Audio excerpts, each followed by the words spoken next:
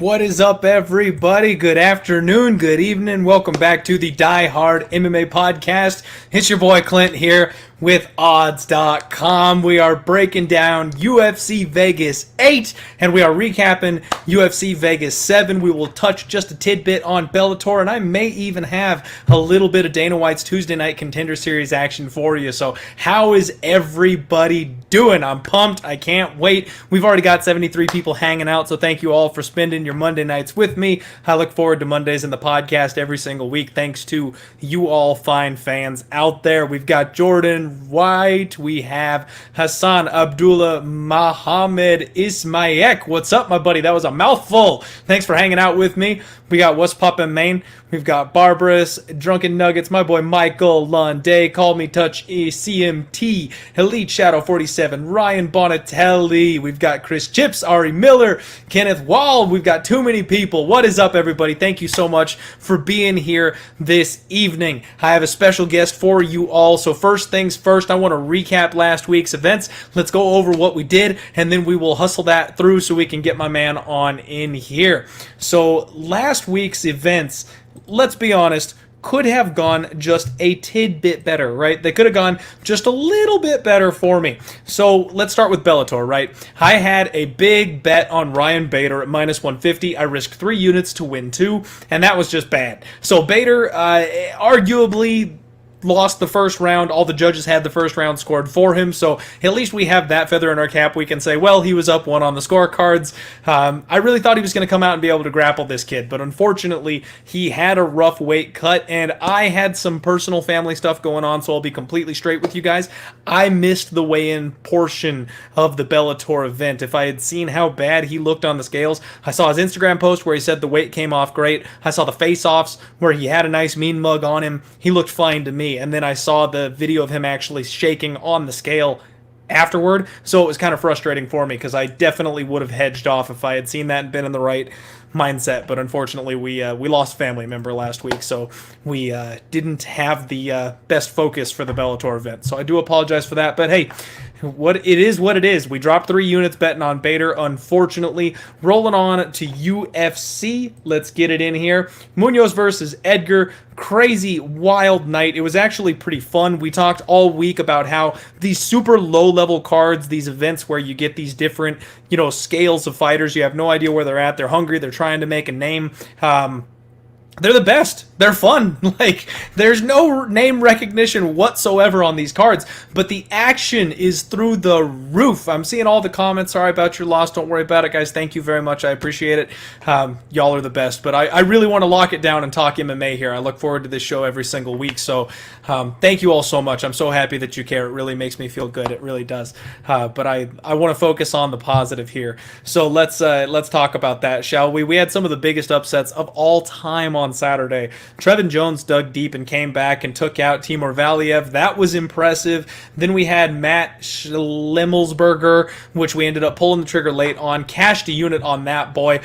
Is super excited about that one. I originally leaned over to Carlton minus, and then I saw the tape on Matt. I saw the weigh-in for Matt. I saw the shape he was in. He just seemed like the angrier, meaner fighter. I'm surprised he didn't get the finish, I'll be honest, but liked that little plus 100 spot there. Then we had the weird situation with Ike Villanueva and Jordan Wright. Now, Wright obviously had the speed advantage, but I wanted to see that fight continue. Ike is a tough grinder, man, so if he gets out of that first round, if that fight doesn't get cut for the doesn't get stopped because of that cut, I want to see what happens. I think Ike would probably end up wearing Wright down and be able to beat on him a little bit later, but c'est la vie, is what it is. They made the right call. I can't complain too much there. He had his skull hanging out, so they made the right call stopping the fight because of that cut. But to me, it always feels a little unlucky, right? I said this I was live with the Pub Sports Radio guys, and it always feels a little fluky. It always feels just a little bit bad when you lose to somebody via cut stoppage. Unless it's Tony Ferguson. Unless it's somebody who trains up, then sharpen those elbows specifically to cut and dice people up, then I'm like, okay, the cut stoppage makes sense. But if you're not training that and it's just an unlucky bounce and the skin tears, like that just shit happens. You know what I mean? So then we've got Amanda Lemos taking on Mizuki Inoue. Spot on call. Got in early, got the big dog line, cashed the plus 140. Couldn't be happier about that one. And then I rolled the dice on Davey Grant. Now, I didn't necessarily need to do this one, but honestly, I tell you guys, I'm a value hunter at plus 180. The way he came out against Daniel Rodriguez, the way he clipped him and dropped him, I mean, I'm fine with flipping that coin. If it's a life or death 2-minute fight, I'll flip on 185 any day. So I'm okay with that shot. It's a bummer it didn't go our way. That one could have been stopped, but yeah, again, is what it is. Now here's the big one, right? Maria Agapova versus Shanna Dobson. Holy crap. Now I'm a little frustrated about this one because I couldn't get my bet in on Shanna Dobson. As soon as that round one was about 3 minutes in, I don't know if some of you maybe saw it, but I tweeted, if you can bet Shanna Dobson at the end of round one, do it, because I think there's serious value with this girl, especially with how gritty and tough she is, training over with Team Elevation. I was like, Agapova, she just shot her load. She completely overestimated herself against Shanna, and you cannot disrespect people the way that she did against Dobson. Even though we all thought she was going to run through Dobson, fighters can't take each other lightly. If you take someone lightly, you're going to get your ass beat, and Shanna Dobson got the dang thing done. I know a bunch of people cashed on her live, and I wish I was one of them. I tried to get my hands on that 6-1, but unfortunately it got closed down before I could get my bet in. So I'm a little pissed off because I knew it was there. I told everybody else to do it, and I got shut out. So your boy's not sitting on those 6 free units, because damn, that would be nice right now. So I'm a little peeved. I feel like I got robbed there. Austin Hubbard, Joe Selecki. I made a bet. I have to shout out my guy, Danny Lags the Capper. We had a head-to-head here. He took Joe Selecki, I took Austin Hubbard, and Joe Selecki did something that I never saw coming. I mean, I can guarantee that the boys at Elevation didn't see that coming either. No one planned on a backpack submission defense, rear naked choke type of fight. They all thought it was going to be takedowns, go to the ground, get back up, that kind of thing. No one expected it to be just a full 2-3 minutes of backpacking. So that was unfortunate. He got it done. Props to Joe Selecki. All props to him. It was good stuff. So congratulations if you cashed on that one. Marcin Pragnell, Mike Rodriguez. Mike Rodriguez got it done kind of the way I thought that he would, but again, we didn't know anything about Pragnell coming in, so off of 2 years. We had no idea what he was going to look like, so I steered clear of it. The lean was under 2.5, but I didn't actually do anything with it. And then the main event, gotta talk about how I messed up here. I had bet Frankie Edgar the first time the fight was announced. I wrote 1 article, 2 articles saying to bet Frankie Edgar. I also was looking, I wanted plus 250. That was the number I set for myself. I said, if I can get Frankie Edgar plus 250, I'm smashing it. And I don't know why I set that bar for myself, because I was plenty happy with, I think, plus 215 the first time they matched it up, and I could have got plus 225. So I should have just shut up and taken it, and I wanted to, and I don't know why I got spooked, but I did. Maybe it was all the sharp cappers that I know betting on Munoz that scared me after I feel like I had dodged a bullet the first time when the fight got moved. I don't know.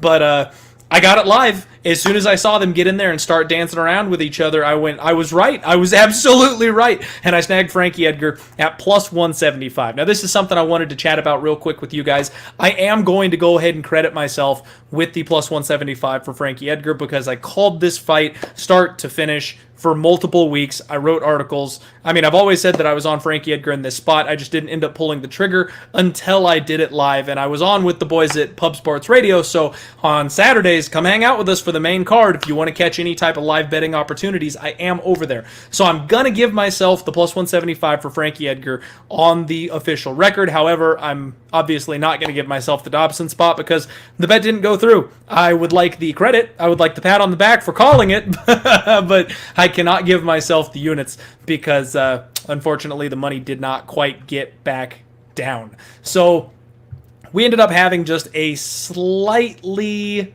negative week. We ended up doing plus 2.2 plus 2.15 units for UFC Vegas 7, and then obviously dropping the 3 units on Bader just gives us a slight negative for last week. But we did actually have our first successful Tuesday night Contender Series week where we made just over a unit there too. So, it's just one of those things. I have rambled on long enough. I want to get my guest in here as soon as possible. A special treat for you guys, back by popular demand.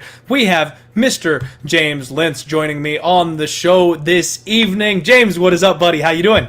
What's up, Clint? Glad to be back here, man. Thanks for having me on. My pleasure. Thank you very much for being here, and thank you for jumping in. I want the chat to go ahead and welcome our boy James in. He's pretty much the best freelancer around. He does content for just about everybody these days, and he does some kick-ass interviews and stuff like that. Always fun having you on the show, man. Did you have anything from last week's event that really jumped out to you? Yeah, that Shauna Dobson win was pretty crazy. It was actually the biggest upset in UFC history, which is kind of nuts. And, looking back now, I was talking about this on my show this morning.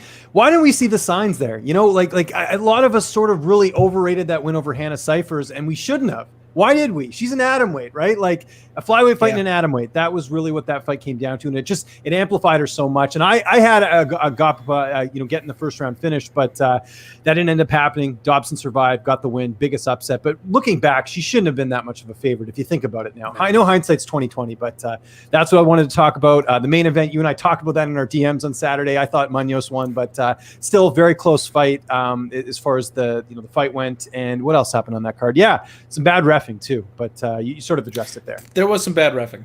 Yeah. But, man. I think that the main event was... So first off, I want to say the value was obviously on Frankie Edgar. I mean, if you're going to go... I always tell everybody on the podcast, if the fight goes to a split decision, you want the dog.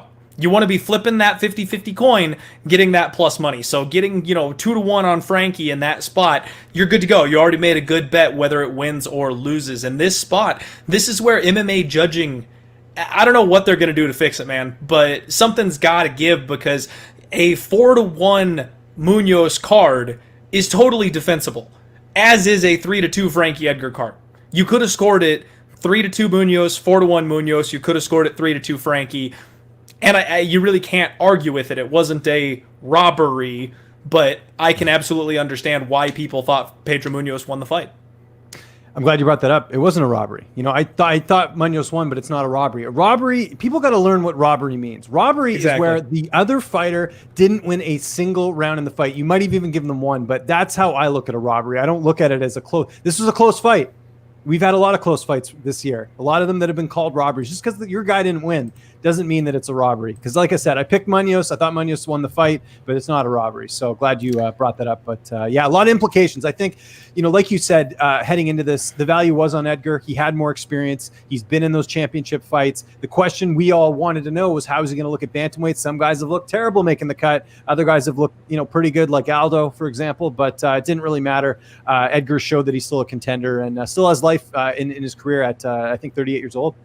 Absolutely. It's crazy, man. He's one of those Randy Couture forever fighter types, I guess. And now that he's at 135, I mean, that was kind of the whole basis on my wanting to bet Frankie Edgar, was the fact that he should have been here all along. This isn't, TJ Dillashaw sucking it up 10 extra pounds to cut low. It's not Jose Aldo, who talked about going up a division in his younger days, but instead decided to suck himself out and cut down. This is a guy who should have been here all along, and arguably, I don't know, maybe could possibly make 125 if he really tried hard enough. So, I think there's some life here. But anyway, first off, chat, thank you all so much for hanging out with us. Do me a favor and smash that like button. If you have a Twitter, Facebook, Instagram, whatever you're doing, get the word out that we are live. Me and my boy James here. Get some people in here. We got to get some eyes on this one. This is a much better card from a name recognition standpoint. Wouldn't you think, James? Yes, absolutely. Even the undercard, there's a lot of interesting matchups. Part of it too, let's be honest here, is that, some of these matchups have actually stayed intact, right? We've had, last week especially, there was just craziness. It was one of the, I remember I saw a guy from Tapology tweet this out, that there were more changes to last week's card than actual fights. So it just goes to show you how crazy times we're living in right now. But no, solid card top to bottom. Even the first fight of the night, like, that's an awesome fight. Like, it just, when you got that going on, it's going to be a good card. Absolutely. I'm right there with you. And I'm actually, I'm pretty excited for this one, because last week, I got a little nervous last week. It felt like one of those cursed cards where everything really could have just absolutely gone against you and fallen apart. And we saw some of that happen. Every single parlay got destroyed by those big old upsets and stuff. So personally, I'm happy to skate out of last week with just a small loss on the week because it could have been a whole lot worse. But I think there's a couple of spots here on this card. It's tough for betting because there's so many huge favorites. Looking at the lines here, it's like, what? 80% of the fights are minus 200 or higher, so we're going to have to be extremely careful as far as what we're looking at to bet because this one could get a little bit hairy. So kicking off our night, we're starting with a banger, like you said, man. Sean Brady taking on Christian Aguilera. And by the way, when I do my social media stalking, you got to be careful because I found myself on Christina Aguilera's Instagram page while I was trying to find this guy and see what kind of shape that he's in. Do you have any type of read or looks? How's your feel on this very first fight of the night? I like Sean Brady. I do. I think I was a little bit surprised with the matchmaking. I spoke of this on my podcast this morning in the sense that, while Sean Brady has not had any finishes in the octagon, he's been widely regarded as one of the best prospects out there in the welterweight division. And nothing against Christian Aguilera, a guy that had a very big, impressive debut with that quick win he had over Anthony Ivy. But I would expect Brady at this point in his career with 2 solid wins over 2 solid veterans in Court McGee and the fight over Nardiev in his last fight, that he would get someone ranked a little bit higher. Not a top 15 guy per se, but someone a little bit more known. That could be a variety of reasons. Maybe there's no one available. Maybe there was guys that did not want to fight Sean Brady. Who knows? Because he's undefeated. But I really like Sean Brady here. One interesting thing with this fight is that he's been spending a lot of time with Eddie Alvarez in training camp. Alvarez not doing as much cross training because of the fact that COVID shut down a lot of these gyms. So he's been working exclusively with him. And Eddie, I spoke to him a month ago or so. He was raving about Sean Brady. And, Sean even said himself, what a benefit it's been, having, a champion from Bellator in the UFC in his ear all the time, getting to work with that. So I think that's really well. I tried to interview Christian Aguilera. I don't think he's done much media ahead of this fight, so I'm not sure what that reason is. Maybe he's got a lot of stuff going on. I'm not sure. I didn't really get much of an insight on him. But if we're looking at the two guys on paper, while Aguilera does have a lot of experience, he's certainly a guy that's put in the work, so to speak, on the regional scene to get to the UFC. I do like Sean Brady and his ceiling, and I'd be pretty surprised if he lost this fight. The question is, can he finish Christian Aguilera? I think it's possible. This might be the fight where he does it, but I think more likely than not, either way, Sean Brady gets the win here. So I feel pretty confident he gets the job done here. Yeah, man, I'm right there with you on this one, and I feel like everybody is because Sean Brady is sitting at minus 400. He opened up minus 325. Like you said, this seems like a spot where he just should be getting somebody better. I don't know if they're trying to bump up his notoriety here, maybe get him another highlight reel type of finish, that kind of thing, just get his name out there. But I don't feel like Christian Aguilera is anywhere near Sean Brady's level. I mean, Christian's got a good double jab, he circles well, and he does pack heat. I mean, this dude is a one-round fighter. If you have the opportunity for a finish, he can be the guy that gets it done. But because of that, he opens himself up, and I think Sean Brady's just too technically sound to get clipped by a guy like that. Mix in the fact that this guy's a high-caliber Brazilian Jiu-Jitsu black belt with some sick grappling. I don't think that Aguilera is going to have the opportunity. I think that Christian's probably going to end up on his back, and then Brady more than likely ends up tapping him out. That's kind of the way I see this thing going. I think he's too smart to get into a slugfest, even though he's got real sharp technical boxing. Why fight with fire? I think Brady's smarter than that. So I do expect Brady to get the win here. I actually parlayed Brady in a big parlay that I've got for this event here. Just a 2-legger, but that's going to be my first leg. So I've got Brady at minus 370. I was lucky enough to get in on that opening line and tied him up with somebody a little bit later on down the card. I tell everybody in the chat, I do not use the L word. There's no such thing as a lock when it comes to betting mixed martial arts. Brady's about as close as you're going to get in this spot, I feel like. Yeah, no, I agree with that. Also, Brady inside the distance plus money. He's due for a finish. I think this might be the fight that he does it. You mentioned the ground game, the superior ground game. That could absolutely happen. Here's a guy. I mean, Aguilera has been finished on the regional scene. David Mashad knocked him out in LFA, if you remember. He has been, it seems like sort of the theme of Aguilera's resume, if you sort of look at it here, is like when he gets that step up in competition, he tends not to do quite well. Mashad, Matthew Frinshu is a training partner of Kyle Stewart, former UFC fighter. Matt Sales, you just look at it here. A lot of his wins are against guys that are, sort of subpar. Even Ivy. I mean, that was kind of like a regional level fight. That fight. There were 2 newcomers coming in. Ivy was 8-2 at the time. Didn't really learn too much there, but I feel pretty confident Brady gets the job done here. I completely agree, and I like that inside the distance look. Right now he's at about plus 150. It looks like it opened up plus 210 and got hammered down. I've got to give a shout out to my boy Nick here. The Clinch. Nice to see you two together again. I kind of like the nickname there, Clint and James Lynch for the Clinch. It works. It's not a bad. We could have a good little buddy cop TV show going on here. I like it. Yeah, I love it. All right, Polyana Viana taking on Emily Spitfire Whitmire for the second fight of the night. I've actually got a play on this one too. So I'm going to be straight up front with everybody. I respect every single fighter, man, woman that comes into the octagon. I love what they do, the amount of work that they put in. I've done some Muay Thai. I've done some boxing. I'm a blue belt in Brazilian Jiu-Jitsu. And let me tell you, I could not be a fighter. The amount of mental durability and dedication and toughness that it takes, it's unreal what these people do just to get to this point. So again, no disrespect. Polyana Viana is my favorite fade in the UFC. I'm successful in betting her back-to-back 3 times in a row on this skid that she's been on. I simply don't think that she's UFC caliber, James. She has a solid Brazilian Jiu-Jitsu game. I think she's a brown belt, but she looks to pull guard. She accepts bottom position, and that's never a good thing in the octagon when you've got these high-caliber fighters. It doesn't look good on the judges' scorecards, and at the regional scene, when you can snap off somebody with an armbar at any point in time, that works. It doesn't work here. And she's taken on Emily Whitmire, who I think is really underrated. I know her record is 4-3 and it looks really, really bad, but she's actually got a pretty extensive amateur career, and people forget about the fights that she had on The Ultimate Fighter. So she is far more experienced than that 4-3 record shows. She's actually really underrated strong, and she's been working over at Syndicate MMA, I want to say, leading up to this fight. She's got improved boxing, really good power double legs, good timing on those takedowns, and then she's actually got a really good top game. She has been tapped out twice, but that was against my personal fan favorite. I'm a complete simp for Jillian Robertson. And then Amanda Ribas. So, I mean, 2 of the most offensive submission fighters we've got in the division right now happen to catch her. That's like being knocked out by Francis Ngannou. You get a pass.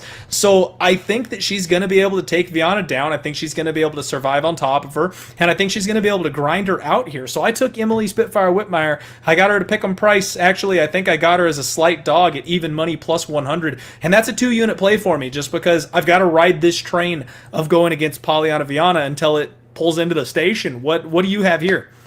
I hate to agree with you and kind of bore the audience here. I wish we would disagree on something. I'm sure that might come later, but I'm sure we'll get to agree. it. Well, you're absolutely right. I did have a chance to speak to Emily over at Low Kick MMA, so really good insight into her camp. And you're right, she's at Syndicate. She switched camps.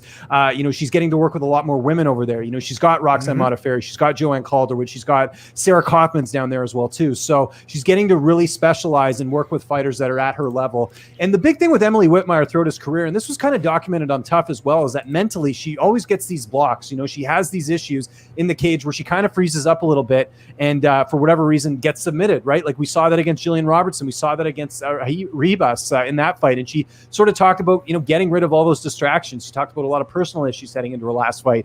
And like you mentioned, not a bad loss to have against Ribas, but in general, I think she's someone that, the potential's there. It's a matter of her putting it together. So interesting enough, she actually was going to go train at Elevation Fight Team for this camp. A lot of women have moved down there now. Montana Del Rosa is one of them. Shauna Dobson, like you referenced earlier. And she just decided, too expensive for this camp. She'll stick at Syndicate, but she's still open to it. But I thought that was kind of interesting that she really is trying to find different ways to improve her training. And I think Extreme was a good camp for her. But I think at a certain point when you're at a gym for a while, it gets a bit stale. So for her to get those different looks at Syndicate, I think is a great move for her there.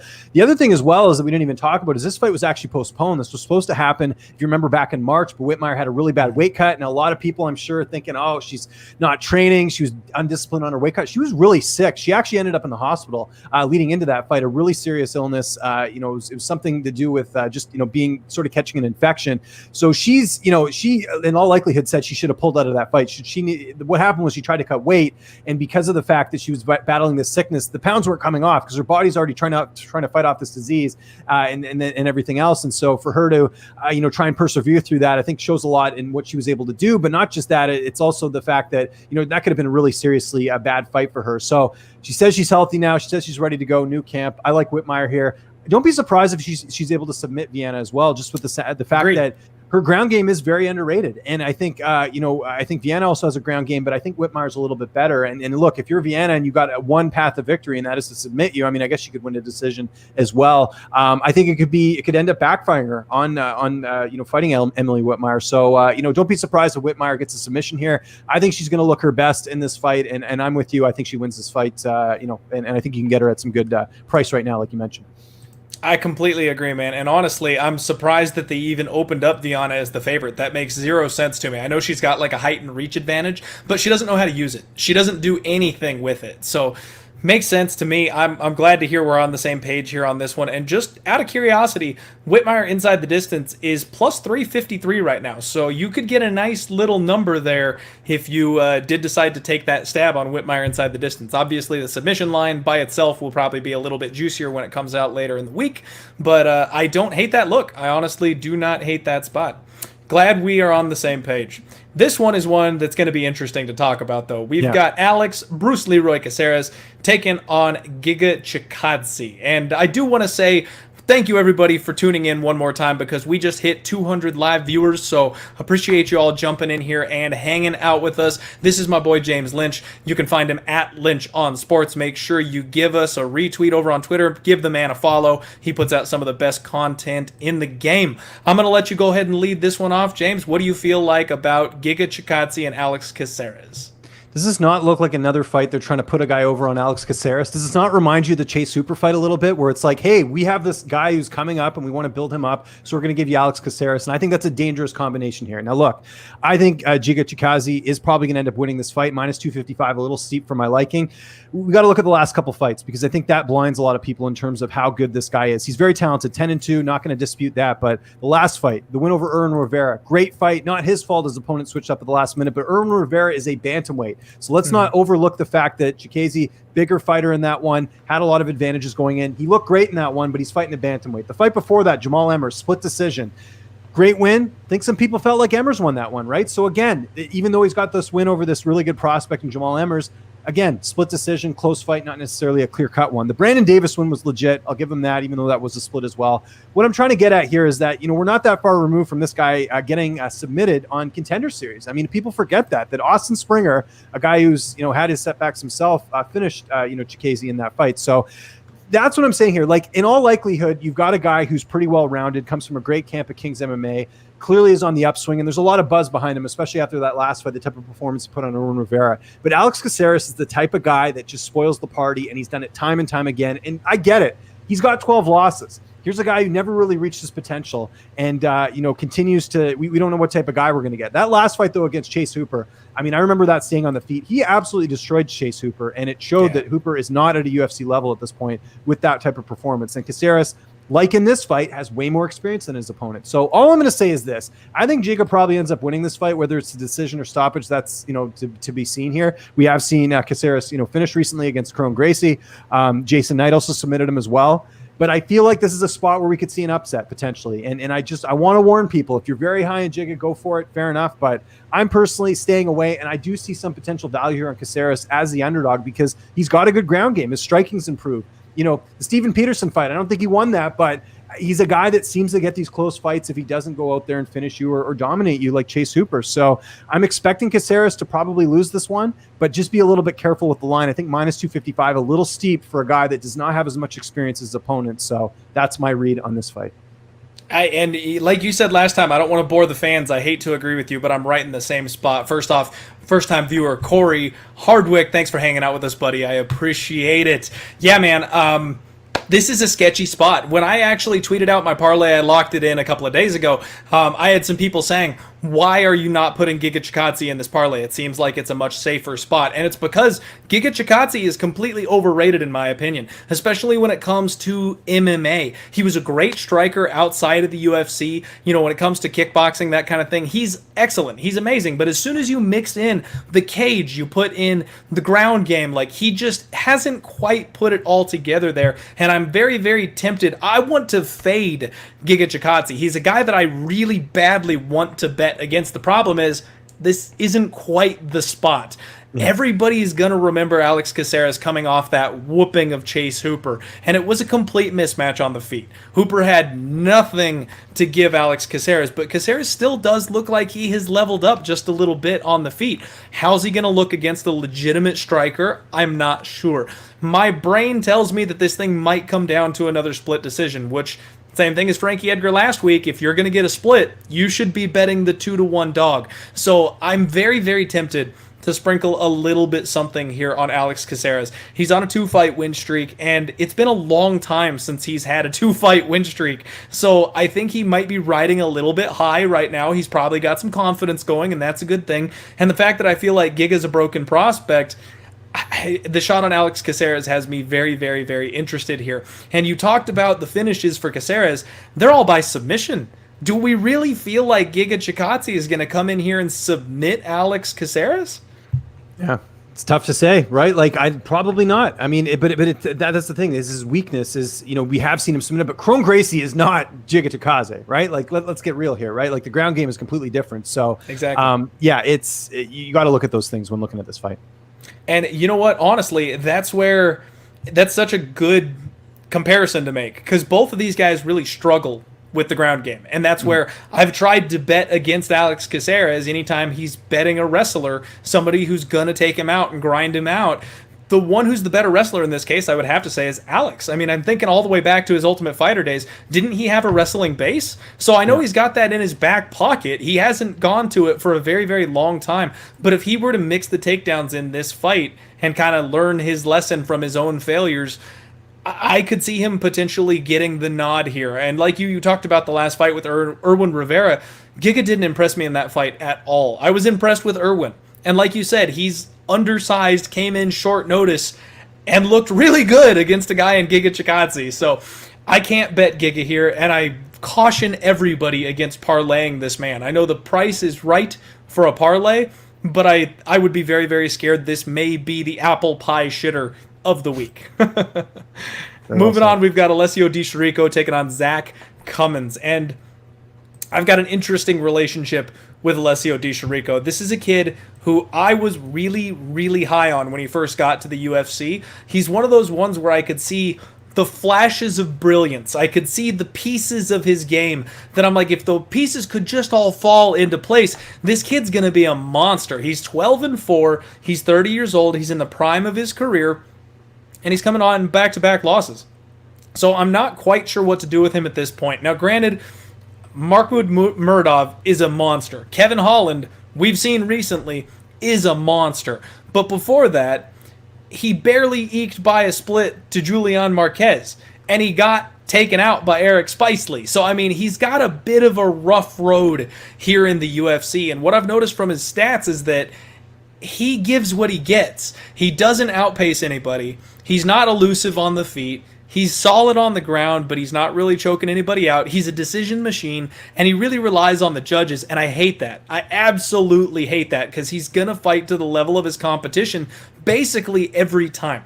So coming in here against Zach Cummings, who, unless I'm mistaken, is a solid Brazilian Jiu-Jitsu black belt. He's got good boxing, sharp hands. We saw him take care of Trevin Giles back in the day, late in the third round when he had his opening, so we know he's got that killer instinct and can pull it out of his back pocket. This is one of the few pick'em fights on the card, and honestly, I want nothing to do with it because I don't know who should win this fight, and I think it's lined pick'em for a reason. I can't pick either of these guys. What are you doing on this one, James? I'm actually going with the dog right now. I see a lot of lines have Cummings as the underdog here, and I think this is a good spot to take him. Now, look, all the signs say don't take Zach Cummings, 36 years old, a guy that's struggled with consistency. You mentioned the wins over Trevin Giles and Trevor Smith, but, lost to Akhmedov in the fight before that, a fight that I don't think he was, it wasn't a close fight. I thought Akhmedov clearly won that one. Both guys have layoffs coming into this. Physically, they're both the same, both about 6 feet tall. I think Chirico has a slight height reach advantage in this fight, but they're pretty similar here. And usually in a spot like this, I tend to go with the underdog because you never know what can happen. The other thing is Cummings training at Factory X. Anthony Smith's on this card as well. He's getting that good push in camp.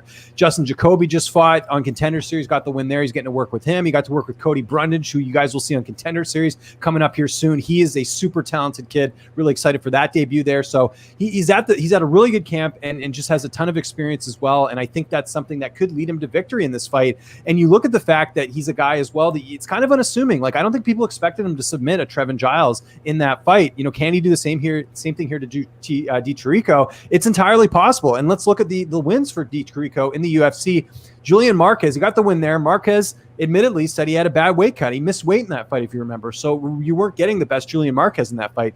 Bambo's no longer in the UFC. Gareth McClellan no longer in the UFC. I mean, if you look at, sort of his wins, they're really not that great. And then, yeah, he's losing to good guys like Holland and Mardiev and, all that. But I think in general, it hasn't really impressed me that much. And you mentioned being in the prime of his career. Is there any reason to think he's going to turn things around? He might. Maybe this is the fight. Maybe he does it here. But usually in a situation like this, when there's a lot of variables going in, by the way, both have huge layoffs coming into this. Both, I think, last fought a year ago. So you got to think of that as well. I think, both are going to come in with some cage rest, so to speak.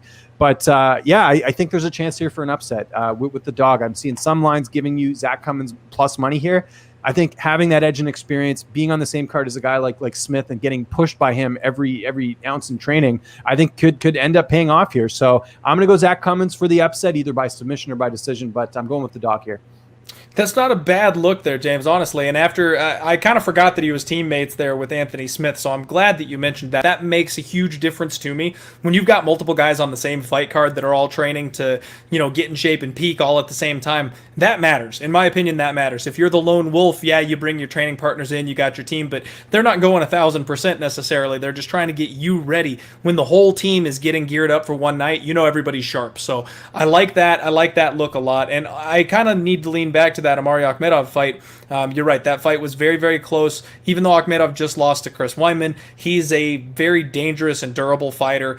Zach Cummings lost a split to Michel Prazeres, who, even though he is old, is also an extremely dangerous and, skilled, talented, long in the tooth type of fighter that has a ton of experience. So if the savvy veteran is going to get one over on the young kid, this would be the spot to do it. So maybe we keep an eye on this line and see where it ends up floating to, because right now you can get the dog money on Cummins. He opened up as a minus 125 favorite, and it looks like the early action was hard on him. He got bet all the way down to minus 150 straight out the gates, and then it slowly trickled in back the other way. If we can get up to like plus 130 or plus 140, if people keep betting the young kid, I might be tempted to put a stab on Zach Cummins if that line gets a little bit too wide the other way.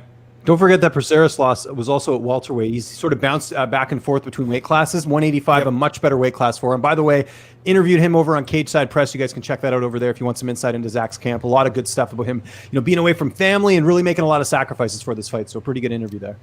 I'll be honest, I like hearing that. I'm going to go check that out. I always listen to your interviews with the fighters. I love them to death, and just didn't get to that one before we did the breakdown here. We've got 226 live viewers. Thank you all so much for hanging out. My name is Clint. This is James Lynch. Make sure you smash the like button for us, and if you're on social media, give us a retweet, get the word out, come hang out with us. We're trying to make some money betting on UFC Vegas 8. So the next fight we want to talk about here is another one that's a bit of a head-scratcher for me. Mallory Martin taking on Hannah Cyphers. Hannah Cyphers is such a weird case in the UFC, James. She should be fighting at 115 pounds. We don't have a 115-pound division. Even though she's severely undersized, she still puts up a hell of a fight every time out, doesn't she? She certainly does. You meant 105 there, but yes, I know exactly. I'm sorry, you're right. 105. She's an atom weight, yeah, but here's why you guys got to subscribe to the Odds HQ channel. I have interviews with both these fighters on this channel that you're not going to find anywhere else. No one's got a Mallory Martin interview. No one's got a Hannah Cyphers. No one's especially got a Hannah Cyphers interview because if you guys know, she doesn't like doing interviews. Luckily, the old James Lynch, I interviewed her for a while, so I have that relationship. So, luckily she'll do interviews with me. I just posted it today. So you guys want some insight into Hannah Cyphers' camp, check it out. It's on the Odds HQ channel. We got it on there, so you guys got to check that out. But anyways, I guess we'll break down this fight. I'll start first. I'll lead this off, as they say. A lot of interesting things about this fight. Okay, so you were referencing the Agapova fight with Hannah Cyphers when you were talking about her losing on the weekend.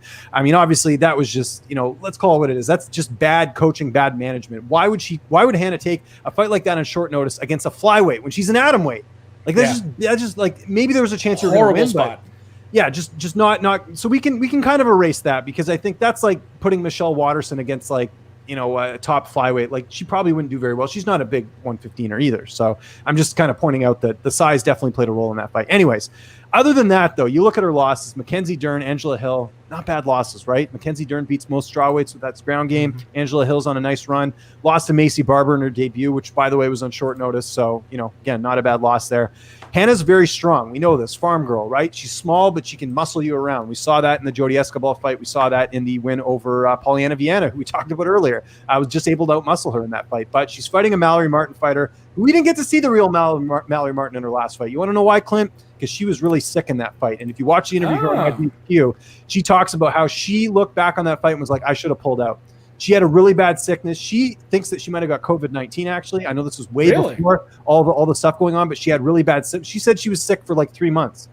And this was after the fight even, too. So you got to know. And who did she lost to Janarova, right? I mean, Janarova just got a big win a couple weeks ago, getting that submission win over Felice Herrig. So it's really crazy that Mallory even took that fight, which also was on short notice. And yeah, she got submitted, but debut on short notice, feeling not 100%. Look, no fighter's 100%, but yet in a sickness like this, that's some bad news there. So what's so interesting about Mallory Martin's career is that I don't even think we've seen the best version yet. And she's got a 6-3 record, not a great record in MMA, but fighting Macy Barber when Macy Barber missed weight and ended up beating her in a decision. You look at her wins though, a lot of finishes in there.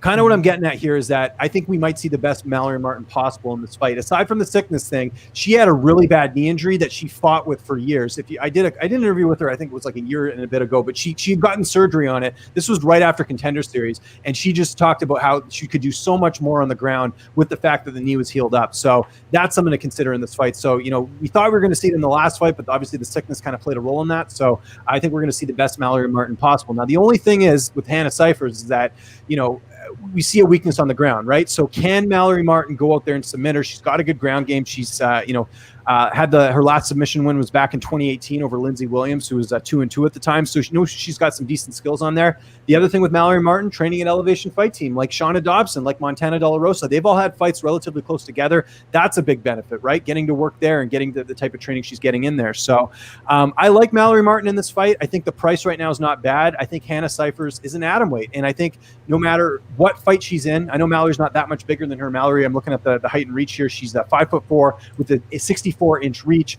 whereas Hannah Cyphers is 5'1" with a 62-inch reach. So only a 2-inch reach advantage for Mallory Martin. She's not going to be that much bigger than Hannah Cyphers. So can she deal with the strength of a Hannah Cyphers? We'll see. I have a feeling Mallory's going to go out there and look really good and put on a good performance. The question is, can she finish Hannah?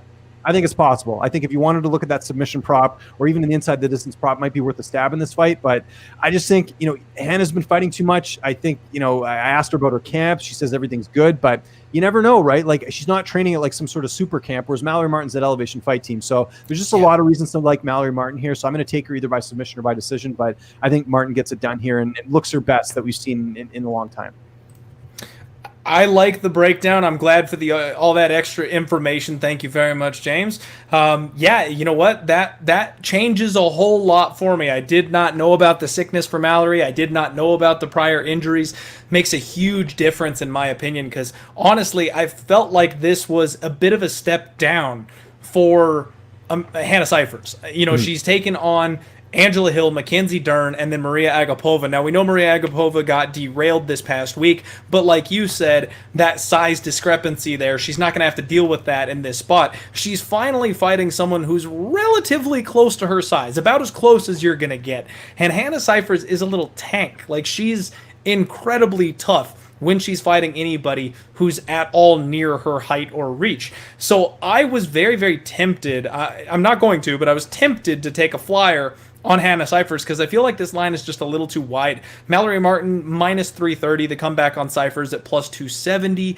I just feel like with women's MMA, especially if this thing does make it to the judges' scorecards, we could be looking at a tight fight. They're actually very similar with their game plans except for the wrestling of Martin. Now, obviously, I know that's a big, big piece of the puzzle is the fact that Mallory Martin wrestles, but Hannah Cyphers' takedown defense isn't awful. Most of her recent losses and submission losses have come from like failed trips, scrambles. She dove in with Mackenzie Dern for God knows what reason. You know what I mean? It just, it's not like she's giving up these big double legs or something like that to go to the mat. So I could see Martin having a bit of a trouble taking down someone as short, as squat, and as strong as Cyphers. So if this turns into a relative boxing match, I feel like the line should be a whole lot closer than this.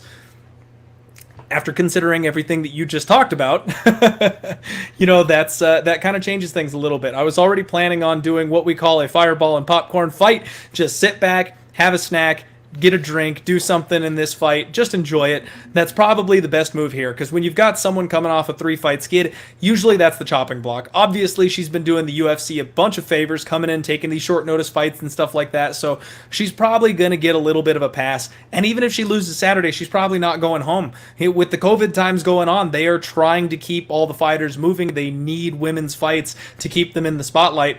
Don't be shocked if Hannah gets another one after this one. I think this one probably ends up grinding its way to the judges' scorecards, but I can absolutely see Mallory Martin being the dominant force here and getting it done. So pick is Mallory Martin. Feel like the line is wide, but definitely can't bet it in this case. Yeah, I'll agree with you there quickly. I just got to point out, I didn't realize actually Mallory was that big of a favorite. Minus 325 for a girl who's we think could be good on Saturday. We think. That's too much for me. Like, I would not bet this. I would maybe look at the submission prop if you think that's a possibility, because we do see the weakness on the ground. But I mean, again, she's getting submitted by Mackenzie Dern. Like, big difference between who her doesn't and get Mallory submitted Martin. by Mackenzie Dern? Right. That's what I'm saying. So yeah, I think Martin will probably win. But yeah, I'm with you. Sit back, enjoy the fight. It's going to be a good fight, though. I mean, I like the matchmaking here. And like you said, two fighters that are relatively the same size. I think it's going to be an interesting fight there. Yeah. And I'm just happy that they're giving Cyphers a half decent fight. She was at such a disadvantage against all three of her previous opponents. Like, this one is the one that seems the most fair on paper. So I'm just glad she's got a shot here to keep her job. Maki Pitolo taking on Impa Kasanganay. I'm sure I'm not saying that right. Kasanganay, I think that's how you say it. Kasanganay. Kasanganay. Okay, all right. We're just going to call him Impa. Yeah. So Impa taking on Maki here. Such another really strange spot. So we talked about the name recognition for this card. Lots of familiar faces. We know these people. We've heard of them. We've seen them. A lot of them very recently. So this is one that... This is such a fast turnaround for both these guys, right? Maki Pitolo, he's coming off of a complete curb stomping in his last fight against Darren the Dentist Stewart, which feels so uncomfortable to me because I felt like Maki was doing everything right in that fight, and then the guy who never goes to the ground and never submits anybody slaps a front choke on him. And then it's over. So it's a very, very strange fight. And it seems like they want to get Maki Pitolo right back on the bike here. Impa, coming off of Dana White's Tuesday Night Contender Series, had a decent fight on his hands. And honestly, it was pretty back and forth. He agreed to this fight before Dana White ever gave him a contract. So that kind of has me... I don't believe in fights being fixed or anything like that, obviously. But I do think that UFC does sometimes have an agenda. And I feel like they might be trying to get Maki back on the horse here. I've got a hard time believing that they want to give him this quick of a turnaround and then burn him with a contender. I know Impa's 7-0, and I know he's got some upside to him, but he didn't really stand out to me. And Dana's always looking for those guys that are flashy. He wants the guy that dominates his opponent. He wants the guy that cracks them, takes their head off, big knockout, flashy submission. Those are the guys that get the contract. And the fact that Impa had a fight offered to him off stage, off camera, before they gave him his contract, man, I feel like maybe they think Maki can get the win here. And he's so recognizable. He's got the coconut bombs. Like, this is a kid that they can market and they can get behind if he could just get on a bit of a roll.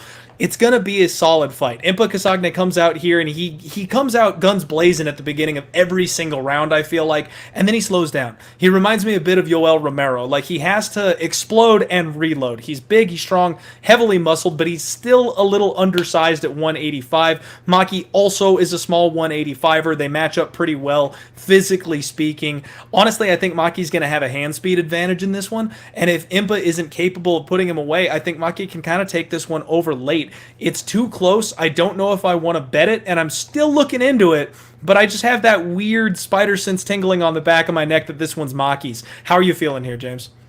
This is a tough fight to pick, and I'm with you. I think this kind. Do you remember when Kevin Holland won in Contender Series and they gave him Thiago Santos? Not the same type of thing. But when you said that about Impa on the show, like, he fought Anthony Adams. I'm with you. I wasn't that impressed with that win. And Anthony Adams isn't like a prospect lighting the world on fire either. He's a decision machine. They hated that about him when he was on the Contender Series the first time, is that this guy does not finish his opponents. So Impa, same thing. He wasn't able to finish it. I was actually surprised they gave him the contract. I know he won the fight.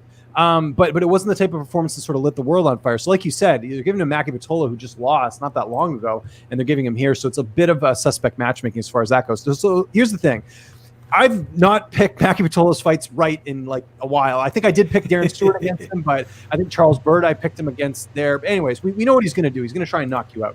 So the big question in this fight is, can Impa take a shot from Maki Pitolo? Because you look at the guys he's fought for the most part, I don't think they have the type of power that Coconut Bombs has. So not even close. The real question in this fight is that can Pitolo knock out the much younger, less experienced fighter? Not much younger, but Impa is how old? He's 26, and Maki Pitolo is 29. So not a huge age gap there as far as that goes. But this is how I look at this fight. I think if you're going to bet this fight, I think you bet Maki by knockout. I think that's the only way he wins. I mean, he might win a decision, maybe, but I just don't see him really winning a decision here. I think it's more likely that if he wins, it's going to be one of those knockouts like he did against Charles Bird. So we haven't seen Impa's chin really tested that much. This could be the fight where we see it. But saying all that, I got to go with the guy that really doesn't have a ton to lose here, and that's Impa here. I mean, he didn't come off a loss in his last fight. He's undefeated. Yeah, maybe there's some pressure about being the undefeated guy here, but I just think this is a fight where he could potentially go out there and sort of, pull some magic out of here and end up getting a decision as far as that goes. Because I think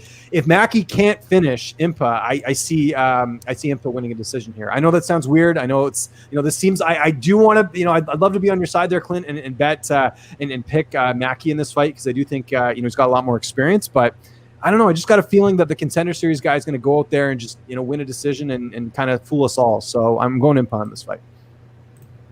All right, I can definitely respect it, and I've got to give you you're welcome there, Asher D. That was a fun one. I can totally see it. I can absolutely see it, James. And all of us have that fighter, right? All of us have that guy that we zig when we should zag. Like, we absolutely just can't get on a roll with that guy. And Maki has kind of been that person for me, because I immediately backed him coming off the Contender Series against Callan Potter. I thought Callan Potter was a bit of a bum on his way out, not going to be with the UFC much longer, and boy did he show up that night. So immediately after that, I'm like, okay, Callan Potter can out-grapple this guy. Of course, Bird can out-grapple this guy. And Maki flatlines Bird. So then I was like, you know what? My heart says Maki. I want to back Maki, but I'm opposite 1-1. I'm not touching this one, and thank God I didn't, because Darren Stewart chokes him out in the first round. So I feel like I've almost shaken the cobwebs off, and Maki's gone 1-1. If history tells us anything, he's due for a win here. So I might later in the week end up jumping on Maki Pitolo, because all the money's coming in on Impa at this point. They opened up with Impa being a -170 favorite. Woof, geez, I didn't realize it was that wide.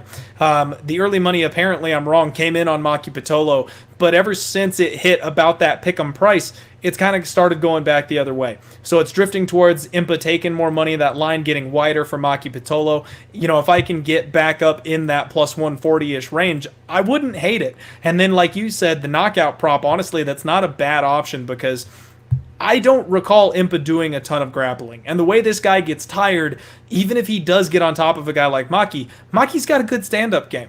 So I can absolutely see him working his way back up to the feet, and when Impa slows down in the rounds, every single round could be Impa Maki. You know what I mean? Like, this could be a very closely contested fight throughout this thing, especially if Maki can't put him away. But that knockout prop, I think, is something worth looking at for sure.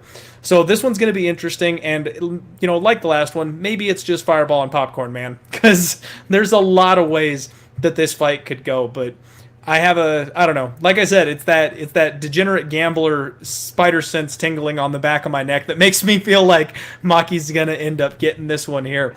I want to take a brief pause. That's the preliminary card, folks. Thank you all so much for hanging out with us. We've got 290 live viewers. This is my man, James Lynch. The guy does content for pretty much all the best places out there, and especially here at Odds HQ. Make sure you hit that like and subscribe button here on Odds. I do want to shout out my other sponsors. The boys over at GOAT Capital Sports. They do everything, baseball, basketball. They do UFC picks as well, hockey. They've been crushing it. They had a bit of a rough week last week on their sports stuff, but before that, they were on like a 31-13 run in the NBA. They've been killing basketball. So if you don't have time to listen to podcasts, all the information here on Odds is free, but if you just want to pay somebody for a couple of picks, The boys over at GOAT Capital Sports have you covered, and they have been doing very, very well. Check them out at GOAT Capital _ on Twitter. Tell them Clint sent you. They love me. They'll give you an extra little high five. So maybe the fight that I'm most excited about on this card, James. We've got the long-awaited rematch of Magomed Ankalaev and Yeon Cutelaba. I will let you kick this one off. Tell me about it. Love it. So glad this got rebooked. Of course, Cutelaba getting COVID-19. That's what forced their fight off earlier this year. And glad to see they're going to have the rematch coming up here as far as that goes. Actually, they fought already this year as well. I keep thinking they fought last year. They didn't, of course. It feels like it at this point, but it does. I mean, this has been a long year with COVID and everything. So glad to see they rebooked this fight.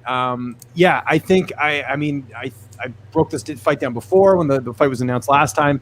I still like Ankalaev in this fight. Yes, the referee stepped in a little bit early in their first fight, but I think that was only a matter of time before that goes. Here's a problem with Cutelaba that I have, Clint, is that he's so inconsistent. He gets a big win over Khalil Roundtree, and then he absolutely falters against Ankalaev in the fight after that. Again, I know controversy, but even look before that, lost the Glover, right? I know a lot of guys lose the Glover. Just ask the guy in the main event who's fighting on Saturday, but he'll go up and down in his career. Like, he'll get like a big win, and then he'll lose. And then it's like consistency's been an issue for him. Like, I'll never forget, I was at that fight, and I know this was years ago. We're going back to 2016, but I was at that fight when he lost to Misha Serkinov in Ottawa. Like, that's a fight, looking back, he should have won. You know, so there's just some times when I feel like he either looks really good. I was at the fight against Antigulov where he got the knockout in that one. You know, there's certainly some good performances that he's had, but the inconsistency really bothers me. And Ankalaev, about as solid as it comes, the one loss he's got is to Paul Craig, the Bear Jew, the guy who submits everyone, right? So I'm not going to fault him for that because most guys get submitted by him in that division here. But I'm feeling pretty good about Ankalaev heading into the matchup here. A little bit in terms of, you know, the experience and stuff. Just, you know, fought really good competition. You look at the height and reach. Ankalaev 6'3" with the 75-inch reach. Cutelaba 6'1" with the 75-inch reach. So reach is the same, a little bit taller for Ankalaev, but I think he's going to get another knockout. Not in the first round. I think he's going to get it in the second round, but I think he gets it done. I'm keeping this simple, Clint. I think he gets a knockout. I like it. All right. And I do want to dispute one thing that you said there, James. You said that Yeon Cutelaba got COVID. I think COVID got Yeon Cutelaba. Have you checked this guy's Instagram out? That didn't stop him. He went right back to his like home garage gym and has been posting workout videos the entire time he's been off recovering from COVID. And he posted one picture and like leans in and like creepily looks into the camera and he's like, "You just made me stronger." And I'm like, this guy is a special kind of crazy. I absolutely love Yeon Cutelaba, and he's at the price tag where I kind of want to bet on special kind of crazy. He's sitting anywhere from plus 275 to plus 300. Crazy thing here, James. I bet on Magomed Ankalaev in their first fight. He was minus 220, I want to say, and I laid the wood there. I thought he was absolutely the rightful favorite, and I laid the big chalk to win a free unit, and especially the way that it ended, I couldn't be happier because it was a questionable stoppage, obviously. I got free money out of that. But this fight has gotten wider every single time they've rebooked it. So when they brought it back, Magomed Ankalaev was like minus 260, and you're like, okay, like, maybe I can kind of see it. The bookies saw what they needed to see. We know that Yeon Cutelaba has some serious pop in his hands, but he makes very questionable decisions, and that's kind of my biggest problem with him is his fight IQ. He's thrown multiple illegal knees that would have got him disqualified if they had landed. He missed a couple of them, and then he does the crazy stuff like, as much as I love it, getting in Khalil Roundtree's face and screaming at him at the weigh-ins. He gets extremely emotional, and then the fact that he played possum so much that the referee literally stopped the fight against Ankalaev. It's so hard to trust this guy with your money. But now we've got Ankalaev at minus 335. I'm like, what has happened between the first fight and this one to justify an extra $1 on this man's price tag? We haven't seen him back in the cage. He hasn't fought and beat anybody differently. He's not active on social media, so we haven't seen any training videos. It's not like he hooked up over with Team Elevation. Nothing is different that we know of with Magomed Ankalaev. And then all we've seen are these beastly images of Yeon Cutelaba looking more monstrous than ever because of how seriously he's taking this fight. And you know, he feels like he was robbed in the last fight, so he's coming in hot. And I don't know, man.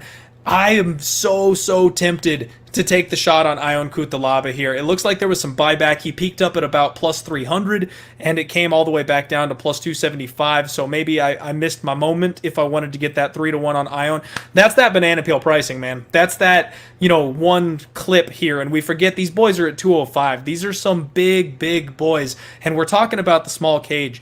One thing that I noticed with Magomed Ankalaev is that he's a range specialist at 205. Like, you don't see a lot of big boys who manage the distance as well as Magomed Ankalaev does. And in the small octagon, I just don't know if he's going to be able to do that quite as well. I know he's got that grappling in his back pocket, but Cutelaba's a decent grappler himself, so I don't know if he's just going to be able to run through him on the mat like he's been able to some of his opponents. And Yeon Cutelaba doesn't really slow down. I mean, you see him really pushing for it and coming for it throughout the entire fight. And surprisingly enough, I'm kind of tempted on an over here. I actually broke down this fight on the podcast a couple weeks ago, obviously, the first time that we had it together. And my guest had picked the under 1.5 on this fight because he thinks they're just going to go in there and maul each other. And I've got this weird feeling that this is one of those strange big boy fights that squeaks over. Whether one of them ties up, whether one of them pushes up against the fence, maybe they respect each other striking a little bit more. I mean, we saw in the first fight that Yeon Cutelaba actually has some really great eyes. Like, he saw everything that Ankalaev was throwing coming. He blocked every single one of those shots, parried well, he was moving his head. I just don't know that either of these guys goes down with one shot. And we talk about the kind of experience they've been against. Ankalaev hasn't really fought the best of guys in the UFC so far. I mean, Marcin Prachniow, that's one that, I mean, the dude is on a 3-fight losing streak at this point. We just saw what happened to him this weekend. He's got no chin. He fought Klidson Abreu, who he won, by decision, which that's fine. But Abreu's only win in his last 4 fights is Sam Alvey. And then he fought Dalcha Lungiambula, who I actually like Dalcha. And that's his only UFC loss. He's 1-1 in the promotion, as you know. But he was pretty undersized. And even though I like Dalcha a lot, he's just kind of a monster. You know what I mean? He's not a technical fighter. He's a brawler. He's got all this muscle on him and just comes forward trying to take people's heads off. You're never going to beat a guy like Ankalaev when you don't have that technical aspect. But I feel like Yeon Cutelaba is getting better, and that's the kind of thing that scares me here. Like I said, that line has gotten wider every single time this fight has been rebooked. I'm tempted at plus 300, man. I know you said you feel like Magomed Ankalaev gets the knockout, but it looks like that line, Ankalaev inside the distance, is minus 135. How do you feel about that? It's decent, but I'm staying away. I don't know what it is. Cutelaba to me, just I got a little bit of a different read here where I just don't think I can trust him. He's almost like an OSP to me, where he's just so inconsistent, and it's like, I don't know. Like, I do see the value there because I think this is a case where maybe it's a guy with a good record that's maybe being a little bit overrated, but I can't do it. I'm just going to stay away. Maybe inside the distance if that line gets a little bit different, but we'll see. Okay. And my guy in red here saying he's waiting for the face-offs. Let me tell you, my man, Ion's going to win the face-off. Yes, obviously, He's minus 500 to win the face-offs. Magomed is just a stone-cold killer. He's going to stand there and not flinch, and Ion will get in his face and be the one doing all the pushing. Yeah. Next fight up, we've got a short notice add-on, so we might not have a whole lot to say about it. They just got Ricardo Lamas a new opponent. He was supposed to be taking on... Ryan Hall. Oh, dang it. Ryan Hall. Okay, thank you. I was like, as soon as I started to say it... Just when the slack gets pulled a little bit, I got you. I love it, James. Thank you, my friend. I appreciate it. I set it up for you, and you just hammered it down. I love it. So, we were supposed to get Ryan Hall. I really wanted to see Ryan Hall. It's a frustrating situation with that guy, because he doesn't ever get matchups. People simply don't want to fight the guy. So we finally had him on board, and we were going to get to watch him, and it gets pulled. Really unfortunate. But now Ricardo Lamas has taken on this Bill Algeo, and if you remember Bill, he comes to us from the Contender Series. I did just a little bit of tape study right before the podcast so I could talk just a tidbit about it, and they opened him up as a plus 185 dog here. Honestly, I'm going to lead with my pick. I feel like that's wide. He's got a 2-inch reach advantage here. He attacks well in combinations. He's got a good, stiff, long jab. He's a pressure fighter. He's a BJJ black belt, a former Muay Thai professional, and he's got this insane clinch work. When he gets in tight on people, he likes to bully them up against the cage, and then his knees and his elbows from inside are deadly. And we've got Ricardo Lamas, who, as much as I respect this guy, as much as I love this guy, he also just got promoted to BJJ black belt. He's been knocked out in several of his recent fights. So I feel like Ricardo Lamas is a bit on the backswing here, and I almost favor the up-and-comer short notice fighter. Do you have any thoughts on this one? Have you had any opportunity to look into it? I know Bill Algeo quite well. I actually interviewed him before his fight against Jared Gordon in 2017, and that was a fight that, had he won that, he would have gone to the UFC. If you remember, Gordon won that fight. He went to the UFC, and he fought Mitchell Quinones. So this is a guy who's been on the cusp of the UFC for a while. I know he spent some time at TriStar. His home base is back in Philly, training out there for the most part in terms of his camps and everything like that. But this guy's great, and we saw it on Contender Series. He had a dogfight with Brendan Loughnane. I mean, that was a fight where he lost, but I think won some fans in that one, which is how durable he is and a guy that's willing to go the distance. Now, a couple things about this. Now, first off, Algeo's coming off a win over a guy in Tim Dooling who's 9-7. He went the distance with them. Not a great win there because he already beat Tim Dooling early in his career, and he's fighting a guy who's now, Tim Dooling was 7-3 when he fought him the first time in 2017. He knocked him out the first time. He did knock him out the first time. Second fight, he went the distance. So I find that a little bit interesting. He's only got the one win since Contender Series. A little bit concerning there. But you talk about Ricardo Lamas, 38 years old, if I'm not mistaken. Let me look at the age here. 38. He's lost 3 of his last 4 fights. Now, granted, it's one of those weird cases, and we're going to talk about Robbie Lawler in a second, where it's like he's losing to really good guys. I mean, Calvin Kattar, getting knocked out by Calvin Kattar, not bad. Calvin Kattar's beaten most featherweights in that division. Got to win over Elkins. That's good. I mean, Elkins is, I don't think, what he used to be, but still, that's a decent win. Bektik lost a split there. Lost to Emmett. A lot of guys lose to Emmett. A lot of guys get knocked out. And Emmett missed weight in that fight too, right, if I'm not mistaken. So I think that's another one where we got to kind of be like, okay, well, what's sort of the deal there? But Bill Algeo has not taken a ton of damage in his career. He's 31 years old. He's entering the prime of his career, and it's not one of these guys that's getting pulled from Contender Series that had a couple fights, like an Impa, for example, and just getting thrown in there to the wolves. Bill Algeo's been battle-tested. Like I said, used to train at TriStar. He's been in there with the best. So I think he's more than ready for this opportunity, and even though it is short notice, I think this actually bodes well. When I broke this fight down this morning on my podcast, I actually thought Algeo was going to be the favorite just because he's a younger guy, not as much damage, not the losing streak, and not a huge layoff like Lamas has. Lamas hasn't fought since the Kattar fight, which was in June of last year. So huge layoff coming in here that never bodes well for a guy older in his career here. But I'm going with what I said this morning. I'm going Bill Algeo with the upset here. I think he gets it done. I think he pulls off a decision in this one. Can he knock out Lamas? It's possible, but you look at the guys that are knocking out Lamas. They're Calvin Kattars. They're your, Josh Emmett. Those are the who's who in the featherweight division. Algeo's not there yet. I don't think he'll get the finish there, but I think at plus money, getting a guy who's got nothing to lose, really. I mean, here's a guy I didn't even think he was going to be on the UFC roster a week ago, and now he gets the call up. There's something very dangerous about that. Reminds me a bit of Alex Hernandez when he fought Beneil Dariush, where, Dariush was the ranked guy. Hernandez was nobody, went out there and knocked him out in the first round. I'm not saying that'll happen here, but there is something dangerous about that. So I'm going Bill Algeo, younger, ready for the big show. Lost that fight to he's had 2 opportunities now where it faltered him getting in the UFC. The Jared Gordon fight, like I mentioned, and then, obviously the Loughnane fight as well. And even if you look at the loss before that he had, who was it against? Another UFC standout, Shane Burgos. Yep. So here's a guy who's been in there with some tough guys. So right there. Algeo by decision. I'm taking the upset here. Okay, I like it. And I mean, honestly, this is the kind of card where it's hard to pick dogs. We've got the lines to do it. You know what I mean? If you want to roll your dice on dogs this weekend, you've got plus 200, plus 250. Like, they're all over the place. But most of the favorites are favorites for a reason. I'm right there with you. If you can get a decent dog line here on this Bill Algeo, I think he's live. And as much as I like Ricardo Lamas, I know you said that you don't feel like Bill gets the finish here. But even though he's losing to the cream of the crop, he's 38 years old now. And he's had this long wear and tear UFC career. One of the thing I noticed with the numbers is Ricardo Lamas averages about 2.8 significant strikes per minute. So mid to low level volume. He's just not that offensive, right? Bill averaged in his one fight, I know it was a Contender Series fight, I know it was only one fight, a small sample size, but if you look at the tape of his other fights, that's how he fights every single time. He's coming in around 8 or 9 significant strikes attempted per minute.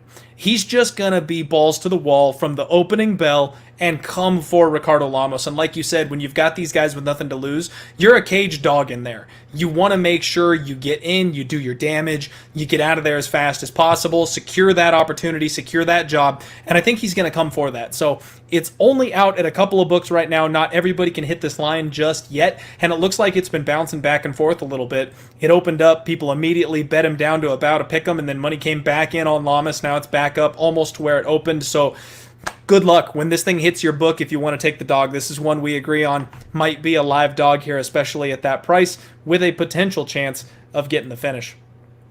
Absolutely. Next fight up, Yeon Kim taking on Alexa Grasso. We've got honestly, some stellar women's MMA coming up on Saturday. I'm a huge fan of the ladies, and I know a lot of people recently have been burned betting women's MMA, so they're a little pissed off about it. But I actually love watching the women fight, and we've got some good, solid fighters here, man. I'll let you lead this one off. How do you feel about this one? So Grasso moving up to flyweight. Obviously, she can't make 115 anymore. Missed weight in her last fight, so much so they had to cancel the fight against Claudia Gadelha, right? So Grasso looking to make a mark in a new division, which isn't a bad thing. 125 right wide open right now as far as contenders. We're starting to get some contenders there, but a win here. Who knows where Grasso will be in the rankings? It's kind of an interesting thing here.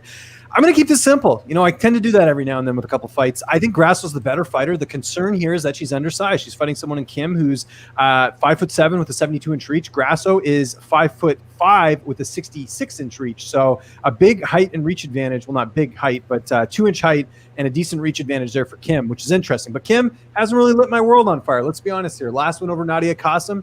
Not really something to write home about. Nadia Kassem, not exactly, in my opinion, I don't even really think she's UFC caliber as far as that goes. Lost to Shevchenko by decision, Antonina, not Valentina. But a lot of fighters lose to Antonina if you can't take her down and submit her. Beat Melinda Fabian as well, who I don't think's with the UFC anymore. And beat Justine Kitch. That's probably her best win, is the Justine Kitch win, to be honest. I mean, that's a solid victory there. And Kitch, battling some injuries or whatever. But she did lose to Lucy Pitolo as well. So this is kind of an interesting one. So like I said, I think Grasso's the better fighter. I think we've seen that, obviously she's not the superstar that everyone thought. Do you remember when they brought her into the UFC and she lost to Felice Herrig and the whole Mexican City fan base was like freaking out because she wasn't as good as we all thought? I mean, that's happened, right? So I think that sort of pressure is off Grasso at this point. I think they know, this is a new beginning for her at 125. I think she'll look good, but looking at the odds right now, she's like a minus 330, I think, on some of these books. She's minus 310 right now. That's too steep for my liking, especially someone who's never fought in the weight class. I'm going to pick Grasso. I think the better bet would be just by decision. She needs to get a win here to sort of make herself relevant here. Kim hasn't been finished in her career, so that's kind of interesting. And if you look at typically with Grasso, she doesn't usually win by stoppage. Her last stoppage win, I'm actually looking on here, was way back in 2014 when she was fighting for Invicta. She doesn't have a single stoppage victory in the UFC. The majority of her fights go the distance. So if you're going to bet this fight and you feel pretty confident in Grasso, you think she can overcome the height and reach thing, you can get her right now by decision at minus 165. That's a little bit better than the minus 300 that you'd be taking her with her straight up. So, like I said, Grasso, better fighter. Can she prove it in a bigger weight class? We'll see. But I'm taking Grasso by decision. And I think that decision prop might be worth a stab in this one. Okay. I can definitely respect that one.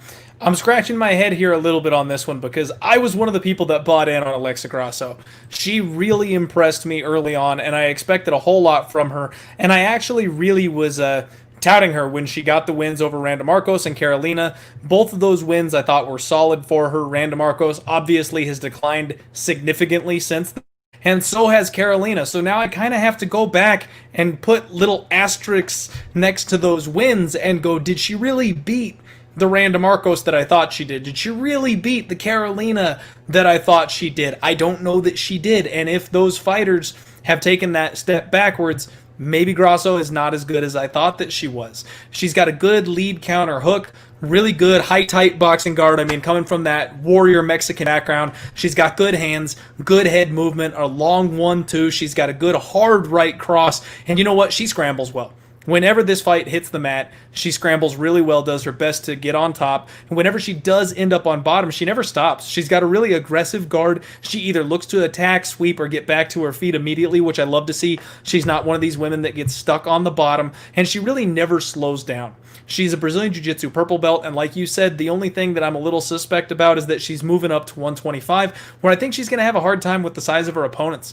Yeon Kim, I actually cashed in really nicely the last time out against Nadia Kassem. I talked about my favorite fade earlier in the night, and Nadia is probably my number 2 favorite fade. She's just not UFC caliber, and that is so obvious to me. I hope they book her with another one so I can make some more money off of her. Yeon Kim, we actually took her by knockout because Nadia Kassem has a nasty habit of not covering her face, and I knew eventually that Kim would get to her. My issue with Kim is that she's a little slow. She's really long. She's going to have a 6-inch reach advantage here. She does have a sharp jab, and she's got a really powerful right hand herself. She's extremely calm and composed. You can see that in her fights. Nothing gets to this chick. Her face never changes expression, no matter how bad of a situation that she's in. She's always moving forward herself, and she also has a really intelligent guard. She's actually a Brazilian Jiu-Jitsu brown belt, and I think Alexa Grasso is a purple belt. So not that that always matters, but that's a significant jump up from purple to brown, just in general. Obviously, your coach matters. How long have you had it matters. Have you been working on it matters. So put a little asterisk next to that, but she is the higher ranked on the ground. So my concern, like I said, is the size. We talked about it with the fights last week, and Agapova ran through a chick that was smaller than her and then was the biggest favorite we've seen in a long, long time. Now we've got Alexa Grasso, who is borderline teetering on being a busted prospect, and she's sitting at minus 320. I would think this is a dog or pass type of situation for my money. I could not back my girl Grasso here. I really like her. I want to see her do well. But Yeon Kim, she is not a slouch. This is not someone who should be looked past. And the only, I guess, issue that I have is going to be the hand speed of Grasso. I think they're both going to look to box. And if Grasso can close the distance, she's going to have an advantage in close. If she can't close that distance, though, I think Kim can just pick her apart over the course of the fight. And I also think Kim actually has a ground advantage. So if she looks to mix it up and take her down, we could have a live dog here. Absolutely. Great breakdown. This is why I love coming on your show and watching your show, because these are things I miss sometimes. So it's great to hear this. It's definitely, I still think Grasso might end up winning the decision, but we'll see. We'll see. No, you're absolutely right. And that's what I said is for me, it's a dog or pass spot because she still might lose. You know, Grasso, that's a good point. Yeah. The athletic advantages that Grasso has could carry her here to a win. But if you lay that 3-1 on Grasso, I just got a bad feeling you're going to be clinching your ticket with your teeth chattering come the third round. It's going to be close. It's going to be nasty. And the value, I feel like, is going to be on Yeon Kim. This is one of those ones that I'm staring at really hard. I'm not actually taking the shot at this point, but I'm very tempted to bet Yeon Kim. I want to see what they look like at the weigh-ins. I want to see how Grasso looks. I mean, obviously, she's going to be fine coming up the extra 10 pounds. Did she add any muscle? How does she size up against Yeon Kim? Those are the kind of questions I really want to see when we get to that point in the week, and maybe this is a late play, or like I said, just another fireball and popcorn pass type of situation. All right, let's move on. We've got a good one. Robbie Lawler taking on Neil Magny. I do want to go ahead and say thank you to everybody watching again. I'm always appreciative. We've got to preach the positivity here. You know, Twitter can be a toxic place from time to time, and here at odds.com, we do our best to make sure we are always thinking positively, glass half full. There's a lot of bad stuff going on in the world. Here we get to talk about the best sport in the world and surround ourselves with some wonderful people. So I love that I feel like I've cultivated that culture here, man. We don't have a lot of people in the chat. We don't have a ton of trolls, and it's because we always talk about making sure you're nice and kind to everybody and preaching positivity. So thank you all so much for the support. If it wasn't for you guys being here, we wouldn't be here doing this. So again, huge thank you to you all. That's my guy, James Lynch. Give him a follow over on Twitter. He has joined us for the second time here on the Die Hard MMA podcast, backed by popular demand. And James, talk to me about Robbie, man. We've got another one of these aging veterans, a big, big name. People know this guy. We've seen the wars he's been in. What do you think about him coming back in this spot here against Neil Magny? Such an interesting fight. And, it kind of reminds me a bit of the Lamas and Algeo fight in the sense that, Neil Magny's looked good. This dad Magny, he's got 2 wins since he's become a dad, and he's looked good. That win over Rocco Martin, close fight. Quality win, though, in that division. Rocco Martin's looked pretty good at 170. But you're fighting a guy in Robbie Lawler who I know it's easy. It's almost easy to look at this and say, you know what, Lawler's done. He's not the same guy. But you got to look at who he's losing to, right? Robbie Lawler lost to Colby Covington in his last fight. I mean, Colby Covington, I still think, despite his persona and everything, I know people want to, they can't wait for Colby to fall, but Colby's still very good. He's very good. I mean, that fight against Usman, I was there. I was live. I thought it was a close fight before the knockout. People might disagree with me there, but I thought it was a close fight. So losing to Colby, not a big loss. The Askren fight, we know what happened there with the ref. Another question mark on that fight, too. He lost to Dos Anjos. Dos Anjos has looked good, but we know now that he's going back down to lightweight, so it's tough to say. But you look at those names there. I mean, Covington, Askren, Dos Anjos, Cerrone, Woodley. I mean, that's a killer's row. That's a really tough level of competition here. And I don't know if all those fighters necessarily, I don't know if Magny would beat those fighters, to be honest. So it's kind of tough to say as far as that goes here. Now, obviously, Lawler, 38 years old, hasn't fought since last August. August 3rd, actually, was when he fought Covington. He's 5'11" with a 74-inch reach. He's fighting a guy in Magny who's 6'3" with an 80-inch reach. So Magny with the reach and height advantage in this fight. And like I said, a little bit more momentum coming off 2 wins as opposed to Lawler coming off 2 losses in this fight. So how much does Lawler have left? We'll find out now. The one thing with Magny that we've seen throughout his career is he's a slow starter. It seems like he's fixed that in the last couple fights. He hasn't been finished or anything like that. But do you remember like Neil Magny, like 2016, 2017? It was like, if you were betting on Neil Magny, you were biting your nails off because you didn't know if he was going to get finished or what was going to happen. But he's a guy who, for whatever reason, was able to survive. Sometimes it bit him in the butt, like when he fought Magny, he got submitted or when he fought Dos Anjos, I should say, he got submitted in the first round. But we'll see. It's an iffy fight here because I think it's a case of where people might be overlooking Lawler here because he's losing, but he's losing to really good guys. So it's really tough to sort of say as far as that goes. And another interesting tidbit here, which is just kind of a side note, I don't think it'll play a role in the fight, but these two used to train together. A lot of people forget that. Way back in the day when Lawler had the hit squad with Matt Hughes, that's where Neil Magny started his career. And if you watch my interview with Neil over at MMAnews.com, he talks about how he gives credit to Lawler because those were tough training sessions. And he knew at that point when Lawler and those guys were really tough on him and basically beating the crap out of him, that Neil Magny knew that he could be a fighter if he could survive with those guys. So in some ways, the reason we're seeing Neil Magny fight here on Saturday is in some part to do Robbie Lawler because of just what Lawler taught him early on in his career. So a lot of respect there. But as far as the pick, I have to go with Magny. I have to. I'm big on momentum. I'm big on height and reach. I don't think if this was Robbie Lawler 2 years ago, I would probably say Lawler's going to knock him out early on. But Magny's shown over the last couple of fights that he can take a punch, he can persevere, and he can win a decision. And I think that's what's going to happen here. I don't think Magny's going to finish Robbie Lawler. I don't think he's going to submit him or knock him out or anything like that. I think Magny's going to win a close decision here over 3 rounds, and Lawler's not going to make it easy. I think Lawler will have his moments. He might get a shot in on Magny, might rock him maybe, but I don't know. I feel like Magny sort of shored up his striking defense a little bit over the last couple of fights, and I don't see Lawler being able to go out there and finish him like the vintage Robbie Lawler that we've seen in the past. So the pick is Magny. Is there value on Lawler? There might be. I mean, I'm looking at the line right now as far as what we're seeing here. Lawler right now, plus 205. It's tempting, but I don't know. Usually in situations like this, you got to go with the guy who's been, who's fresher and on the come up, and that's Neil Magny here. So I got to go Neil Magny by decision. All right. I do want to ask you one quick question, though. Let's hear it. Who hits harder? Robbie Lawler or Santiago Ponzinibbio? That's a great question because there was right. If you remember that, there was a fight that got canceled. I think at this point it probably is Ponzinibbio. To be honest, like I don't feel. Did you ever feel like in that Covington fight that Lawler was going to knock out Covington? Like when they were exchanging, no, Covington outstruck Robbie Lawler, which is shocking to think.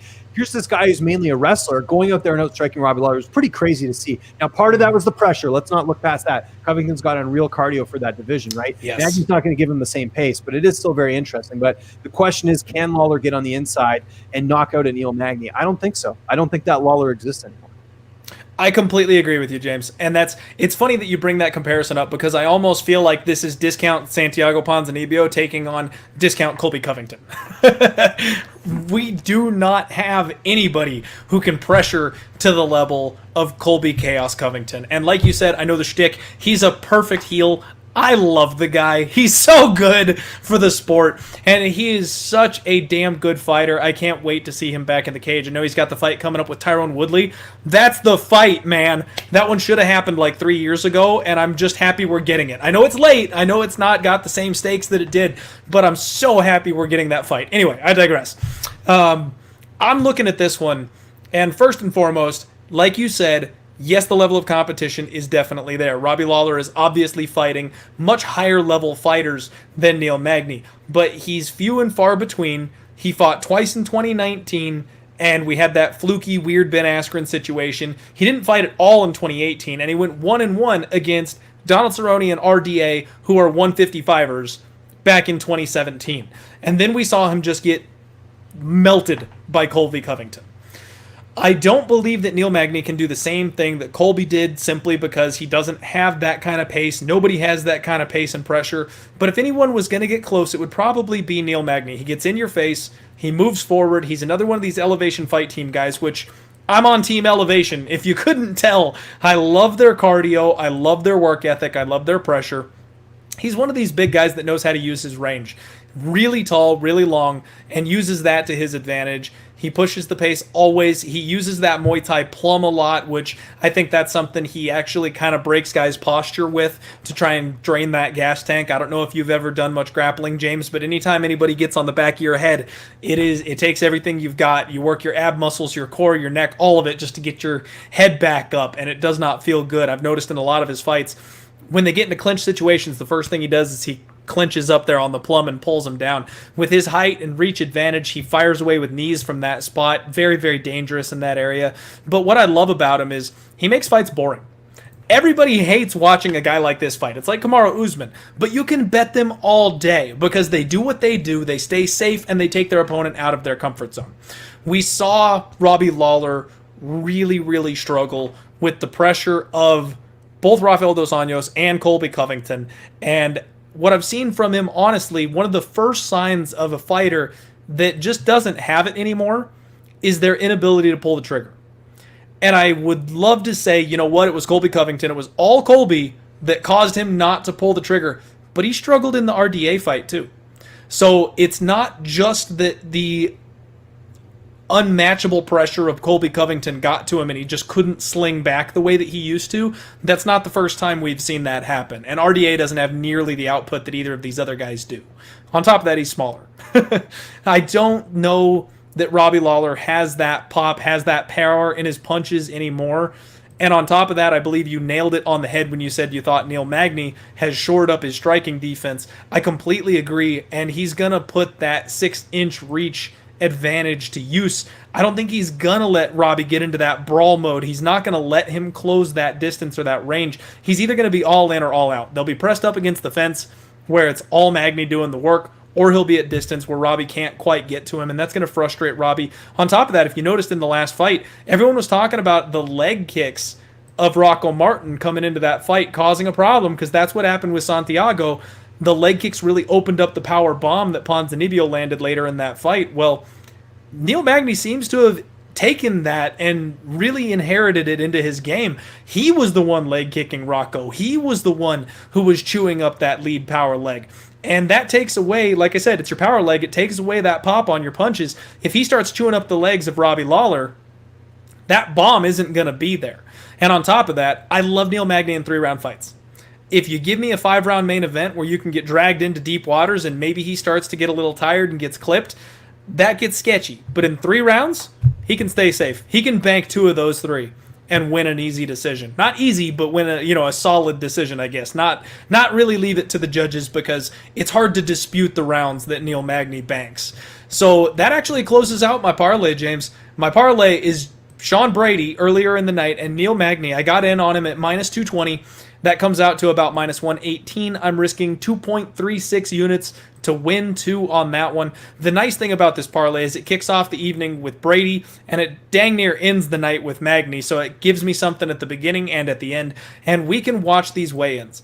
I'm expecting Brady to just kind of mow through his opponent, but if we see anything on the scales that sketches us out a little bit, if we see anything that makes us worried at all about Robbie versus Neil Magny, we got plenty of time to hedge, man.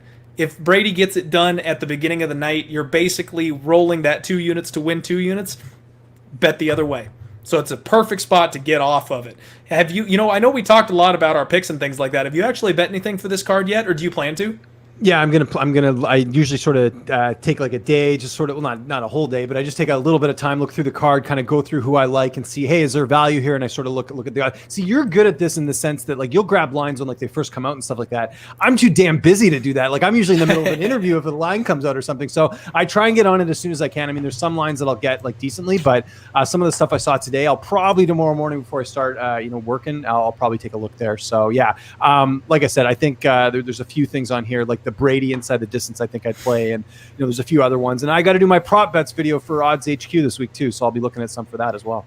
Yep, everybody keep your eyes out for that one. He always does a prop bet video for us, and he's hit a couple of them recently. He's been on a bit of a roll.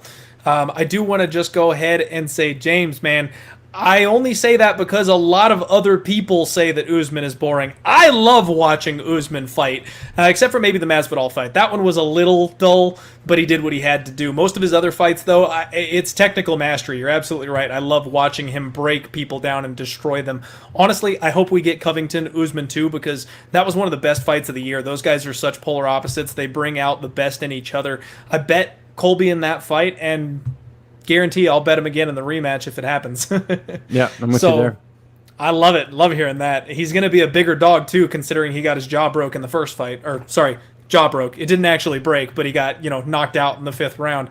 I think we'd get a much, much better number on it. That brings us to the main event, folks. You made it here. We got there. All the way to the end of the show. We've got 282 live viewers. Thank you all so much for spending your Monday evenings with us. We appreciate you hanging out with us. We've got Anthony Smith taking on Aleksandar Rakic, and I will let my esteemed guest go ahead and kick us off to break down this final night. James, tell me about it. Well, let me just tell you, I'm thinking what everyone else is thinking, okay? Because I know someone's going to say it. I'll just say it now. Yes, Anthony Smith is coming back too soon. You can hear the fingers typing, right? I can hear people saying, like, why is he coming back? And here's the crazy thing, Clint. He wanted to come back even sooner. Watch my interview with him on Line Movement. He talks all about it.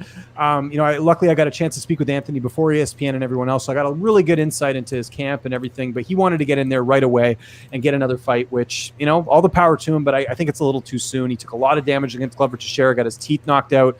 I know they're veneers anyways, but still, it wasn't a good outcome for him there. So this is such an interesting fight to me. I think, is Rakic the real deal?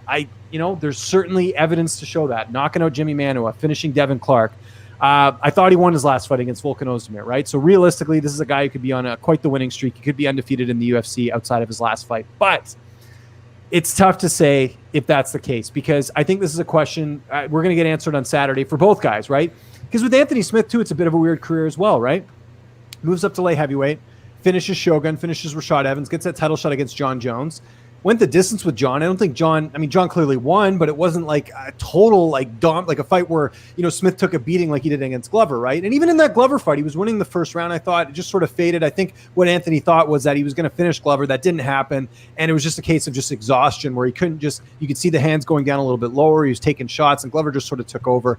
A veteran that he is, he was able to sort of, take the punishment and fight back and get a big win there. So this is such an experience-wise. I mean, Rakic has got 14 fights. Smith has got close to 40 fights. Fought at welter, fought at middleweight, fought a little bit at catchweights. I mean, he's been everywhere as far as the who's who and promotions. I mean, I'm looking at Tapology right now as pictures of him in Strikeforce, which is crazy to think. This is how long of a career this guy's had. So it's very interesting. The other thing is, like we mentioned with Zach Cummings earlier, if Cummings loses that fight, is that going to hurt Smith in this card? We don't know. That's another thing to sort of keep an eye on if that affects his momentum or not. But I got to be honest, I'm having a tough time with this one. So there's people who believe that Rakic is the next big thing, but I kind of get some Johnny Walker vibes from that because you got to look at who he's fighting. He's fought Justin Ledet, went the distance with him. That Devin Clark fight, I was at that fight. That was in Toronto.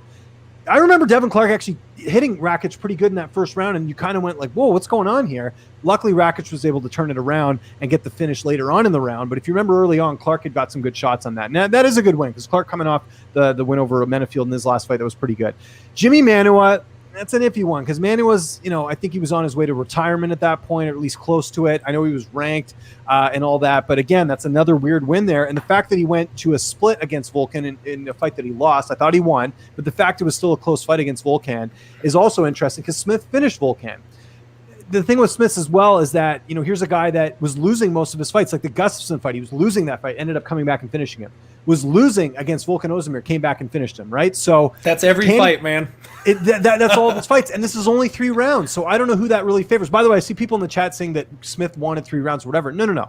This was supposed to be Zabit and Yair Rodriguez. That's why this is 3 rounds. With the fact that they were knocked out of this fight, because that was going to be the main event, this was always going to be 3 rounds. So it wasn't a case of Smith saying, I want less rounds or whatever. I think more rounds would benefit Smith because usually you can turn it around here. So, height and reach and all that, Rakic, 6'4" with a 78-inch reach. Anthony Smith is 6'4" with a 76-inch reach. So physically, not much different. Age-wise, Smith's 4 years older. Not a huge difference there. Just way more experience. So what I'm going to say is this. I think Aleksandar Rakic might end up pulling this off. I think, the fact that he hasn't endured as much damage as Anthony Smith, the fact that he's sour after losing that last fight against Volkan Ozdemir, a fight that I thought he won, and go to MMADecisions.com. Most of the media members, in fact, I think all the media members except for one scored that fight for Aleksandar Rakic. So I think Rakic is good. I think, is he going to go out there and finish Anthony Smith in the first round? No, I don't think that's going to happen. I think you got to give Smith more credit than that just because of one loss here. But I got to take a guy who's, fresher, less damage, and just, in some ways has less to lose here. If he loses this fight, big deal. He's going to live to see another day. If Anthony Smith loses this fight, where does he go from here, right? Because he's losing to an up-and-comer. So I'm going to pick Rakic for the pick. But if this line gets a little bit out of control, and I have a feeling it could, because right now I can tell you just on my YouTube channel from doing that Pros Picks video where half the fighters picked Smith, there's some angry Serbian fans out there who think that Rakic is God and that this is the guy to beat John Jones and everything else. So I could see this line getting up even higher. And if this gets to plus 300, I am going to throw a little bit on Anthony Smith because I do see value on there with him being the more experienced guy. But with the damage he's taken, with the fact I think he needs more time off, I got to go Rakic here. So Rakic by decision is my pick. I don't think he'll finish Anthony Smith in 3 rounds. Okay. I like it. I like it a lot, man. So you hit a lot of points. You hit a lot of the things that we really needed to talk about. And the main one for me is Anthony Smith is always losing until the point that he flips the fight on its head and comes back for the win. And that is so hard for me, especially as a sports bettor. His last fight against Glover Teixeira, Glover's one of my favorite underdogs of all time, and I called it to a T. I told everyone that Glover was going to win that fight. And we bet the over, just hinging on the durability issue to kind of keep that in our back pocket, that maybe this is the one where Glover's old and drops off a cliff. But it turns out he was the one doing the mauling. And it was uncomfortable because he almost got him out of there in the third. But Anthony Smith is just so tough, man. He's one of these guys that is too tough for his own good almost, kind of like you talked about. And I don't know. He took a whole lot of damage from Glover in that last fight. Normally speaking, I'm with you. I like when guys take about 6 to 9 months off after a fight like that. He took a beating. But Glover made it pretty clear he didn't want to hurt him in that fight. I mean, he literally apologized to the guy when he had him trapped. That was one of maybe some really awful refereeing. You know what I mean? It became apparent in round 4 that Smith couldn't do anything, and Glover was just pounding on him, and the referee let him do it for a full 5 minutes. And then finally had a mercy killing in round 5 when he stopped it. Like, they should have stopped that fight in round 4. Just get the guy out of there. Especially when he started handing him his teeth. Like you said, I know they're veneers, but when you start handing the referee your teeth, like, come on, man. That's the time to call it. Save the kid a couple of years off of his life. But what I saw from Anthony Smith in that fight was something I've never seen before. He won the first round. He completely reinvented his game. He came out against Glover with the intention of stamping himself as a contender. And instead of losing the fight until he won it, he was winning the fight until he lost it. Yep. And arguably, it was the veteran savvy of Glover Teixeira. I don't know if you caught this, James. He punched Anthony Smith right in the dick. And I didn't see that, no. It was a low blow that was an accidental shot, and you can see Glover wind it up. He was getting mauled in the second round by Anthony Smith, and then he took that cup shot, gave himself the full 5 minutes to get his wind back, and that's when the tide turned of the fight. Just a sick veteran move by Glover Teixeira to get out of there in that kind of a circumstance. We talk about level of competition, we talk about experience, and that all falls into the category of Anthony Smith here. And the fact that he looked so dang good coming out the last fight in the early goings, I think he understands the adjustments he needs to make, and I saw most of those adjustments. He just had an opponent that was kind of an unbreakable wall that didn't drop in front of him, and he tired himself out trying to break Glover. If he continues coming out like that, I think this guy can make waves at 205. I've talked about how his record is a bit padded. He's beat, 185ers. He's beaten over-the-hill type of guys. He shouldn't have been in there with John Jones in the first place. But now that he's filled out at 205, he's really coming into his own. I think he could actually do something if he continues this upward trajectory. Rakic on the flip side of this thing, like you said, he's the second coming of Johnny Walker. This dude's got power for days. But does he? I mean, I know he's got power. Don't get me wrong. He knocked out a bunch of people on the regional scene, but he struggled, struggled, air quotes here, against Franciscomar Barbaroso and Justin Ledet. Ledet is on an 0-3 run in the UFC, probably cut from the organization unless they need a short fill-in during COVID. And then Barbaroso is out of the UFC. He's been completely cut from the organization. And he went to decision with those guys. Devin Clark is not a 205er. I know he's fighting at 205. The man's a 185er and just has too much leg mass to get himself down to 185, but he is undersized for this division. So you knock that dude out in the first round, and like you said, Devin Clark had his moments in that fight. I thought Devin Clark was actually going to knock Rakic out in that first round. Then he gets Jimmy Manuwa, who is the chinniest fighter on the roster. He's retired now after that fight.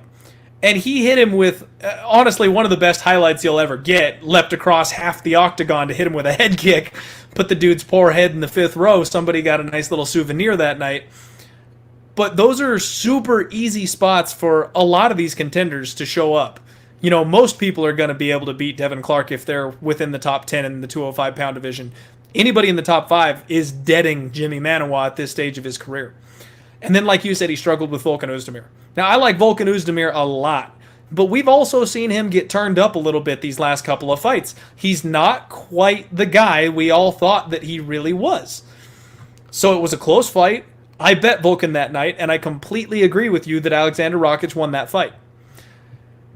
So we can poke some holes here in Aleksandar Rakic, and I feel like it's a lot of recency bias that Glover did what he did to Anthony Smith, that everyone is suddenly off the boat because they thought that he wanted to get that shot with John Jones. I know a lot of people were talking about getting the rematch of Smith and John Jones after he's had the time to recalibrate. He learned a lot from that 5-round beating that he took, and he's coming back a new man. All of a sudden, everyone's off the boat because he lost to Glover.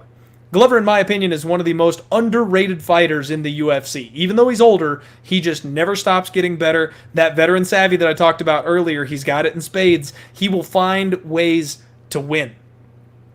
This is the spot that you bet Anthony Smith, folks. You do not lay chalk. You don't lay chalk with Anthony Smith. Like we talked about, he's the guy that's losing until he flips the tables and wins. But he's a high-level Brazilian Jiu-Jitsu black belt. People forget how scary good on the ground this guy is. Glover nullified that. Glover is a solid wrestler and a Brazilian Jiu-Jitsu black belt himself. And Aleksandar Rakic, he tries to take fights to the ground when he can't get his opponents out of there. He struggles when he doesn't get that first-round knockout. What's that Devin Clark fight look like if he doesn't get the knockout in round 1? Because when he was fighting against Justin Ledet and Francismar Barbaroso, when he didn't get them out of there early, he went to his grappling. He takes people down. He pins them up against the cage. If you do that to Anthony Smith, he will choke your ass out. And I honestly think that Smith is one of these guys with an iron jaw. I know he took all that damage from Glover Teixeira in that last fight, but he's just got to avoid 1 or 2 big bombs from Rakic and make this thing dirty. As soon as he does that, this is a 50-50 fight. I think there's tons of value on Anthony Smith here, and I was honestly hoping the line would get a little bit wider, but it looks like it got about as wide as it's going to, and there's been some buyback here on Anthony Smith. I am planning on putting a unit on Anthony Smith here in this fight, because like I said, this dude is, at this point, underrated. Last fight, he was incredibly overrated. They can't figure out what to do with him, but the line has swung too far the other direction, in my opinion. And I think I'm actually going to roll the dice on Smith here in the main event.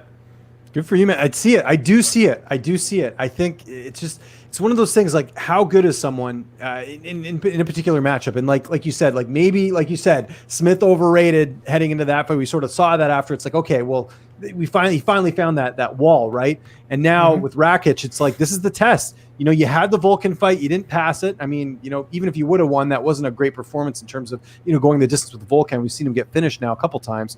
But yeah, we're gonna get a lot of answers here. But good for you, man. I give you props, because I'm a big Anthony Smith fan. I am. I love interviewing him.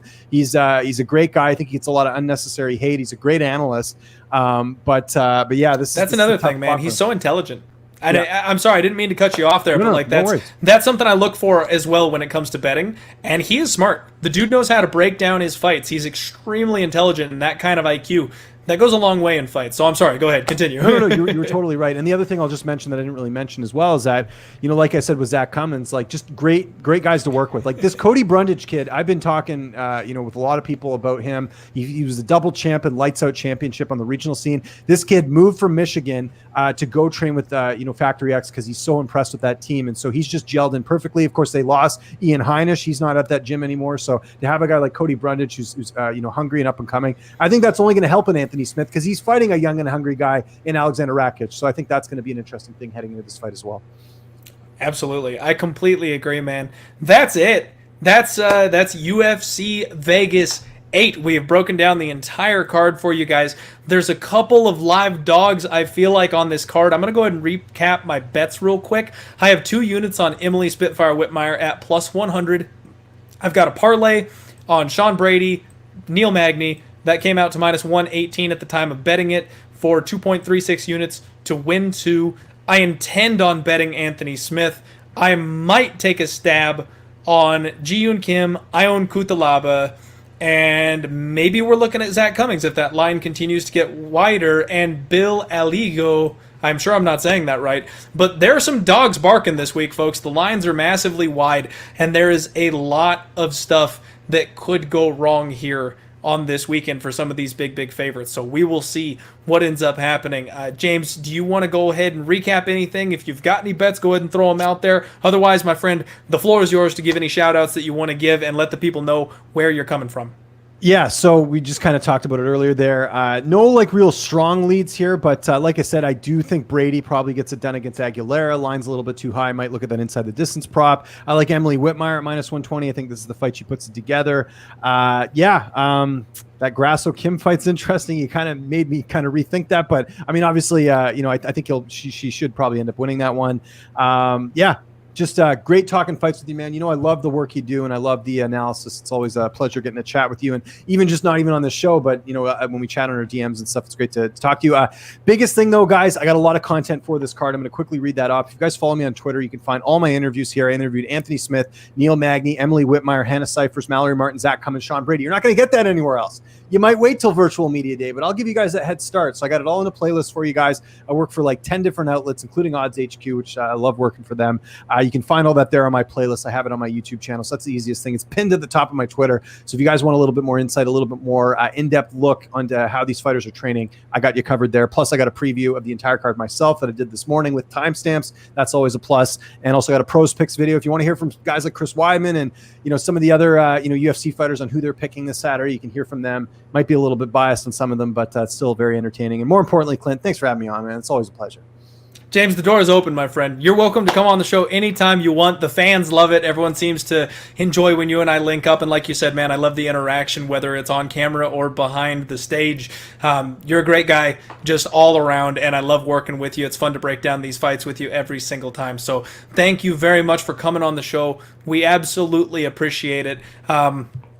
That'll do it, man. I appreciate having you. And everybody, make sure you give this man a follow. Like I said, he's one of the positive people in MMA today, and he brings a ton of absolutely awesome content, lots of insider stuff too. So for us that are looking to make money, looking to bet on these fighters, James is where you need to go, because he's got these interviews with these guys and he asks great questions of them, so you get some little tidbits of insider information that a lot of people may miss out on. He does this awesome thing where he puts it all together in a playlist too, so even though he does content for multiple different channels, you can find them all in one easy to get to spot. Thank you so much, James, for doing that. It makes it easy listening, and that'll do it. Everybody, do me a favor, hit the like button if you haven't already, share the show, subscribe to Odds HQ as always if you haven't already. Let me break it down for you. Tomorrow night, we've got Dana White's Tuesday night Contender Series. We will be going live here at Odds HQ. I do already have 2 bets locked in for the Contender Series, and I will give those to you here real quick, just so that you're aware of them ahead of time. I'm curious of this too, because I all right, you know what, man? I was going to ask if you wanted to stick around for the Contenders part or not. We can talk a little bit of this, but yeah, I'm curious. I want to hear your picks, so I'm very curious.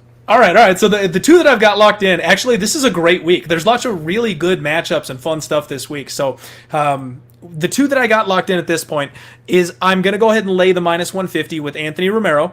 He's a minus 150 favorite. I'm putting 1.5 units to win 1 unit on him. And then I took a shot with Jonathan Patti at plus 140. I put 1 unit on him. You reading my mind or what? You reading my mind? I love hearing you agree. Yes. Okay, so real quick on why I took those shots, just for the people to know. If you want anything else I add on to, like I said, tune into the live stream tomorrow. I should be with Mo, Guru, and Boston Nick MMA. We'll be live betting throughout the show and things like that, so it's always fun. So let's see here.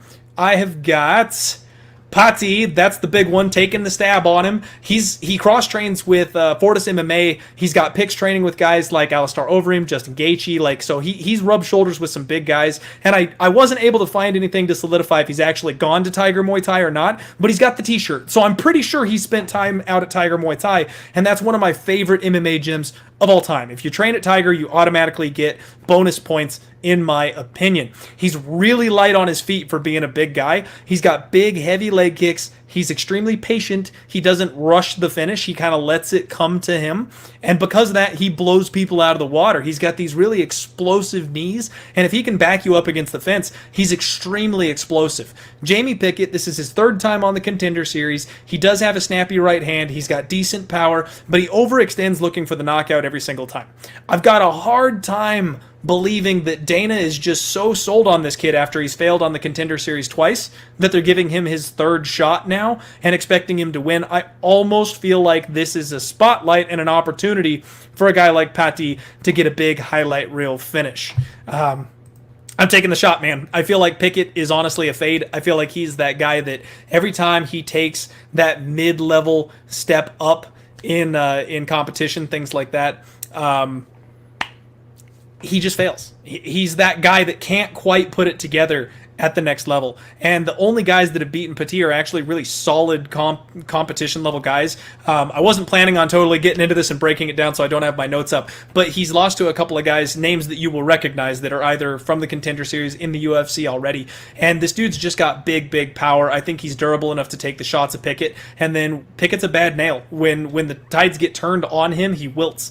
And I think that's the kind of opportunity that Patty's going to need to get the finish. So I think he gets it done there, and plus 140 is a great number to roll the dice on a guy that I feel like we should be fading.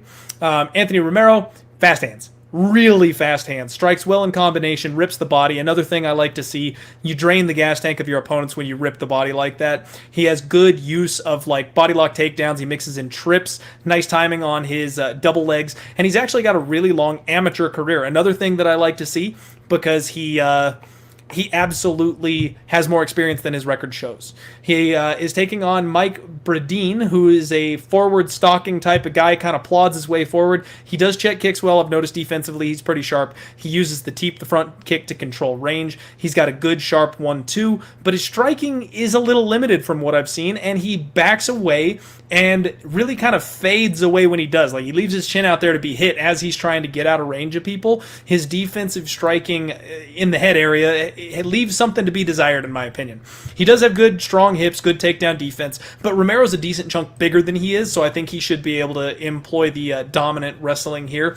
And yeah, man, those are my two plays.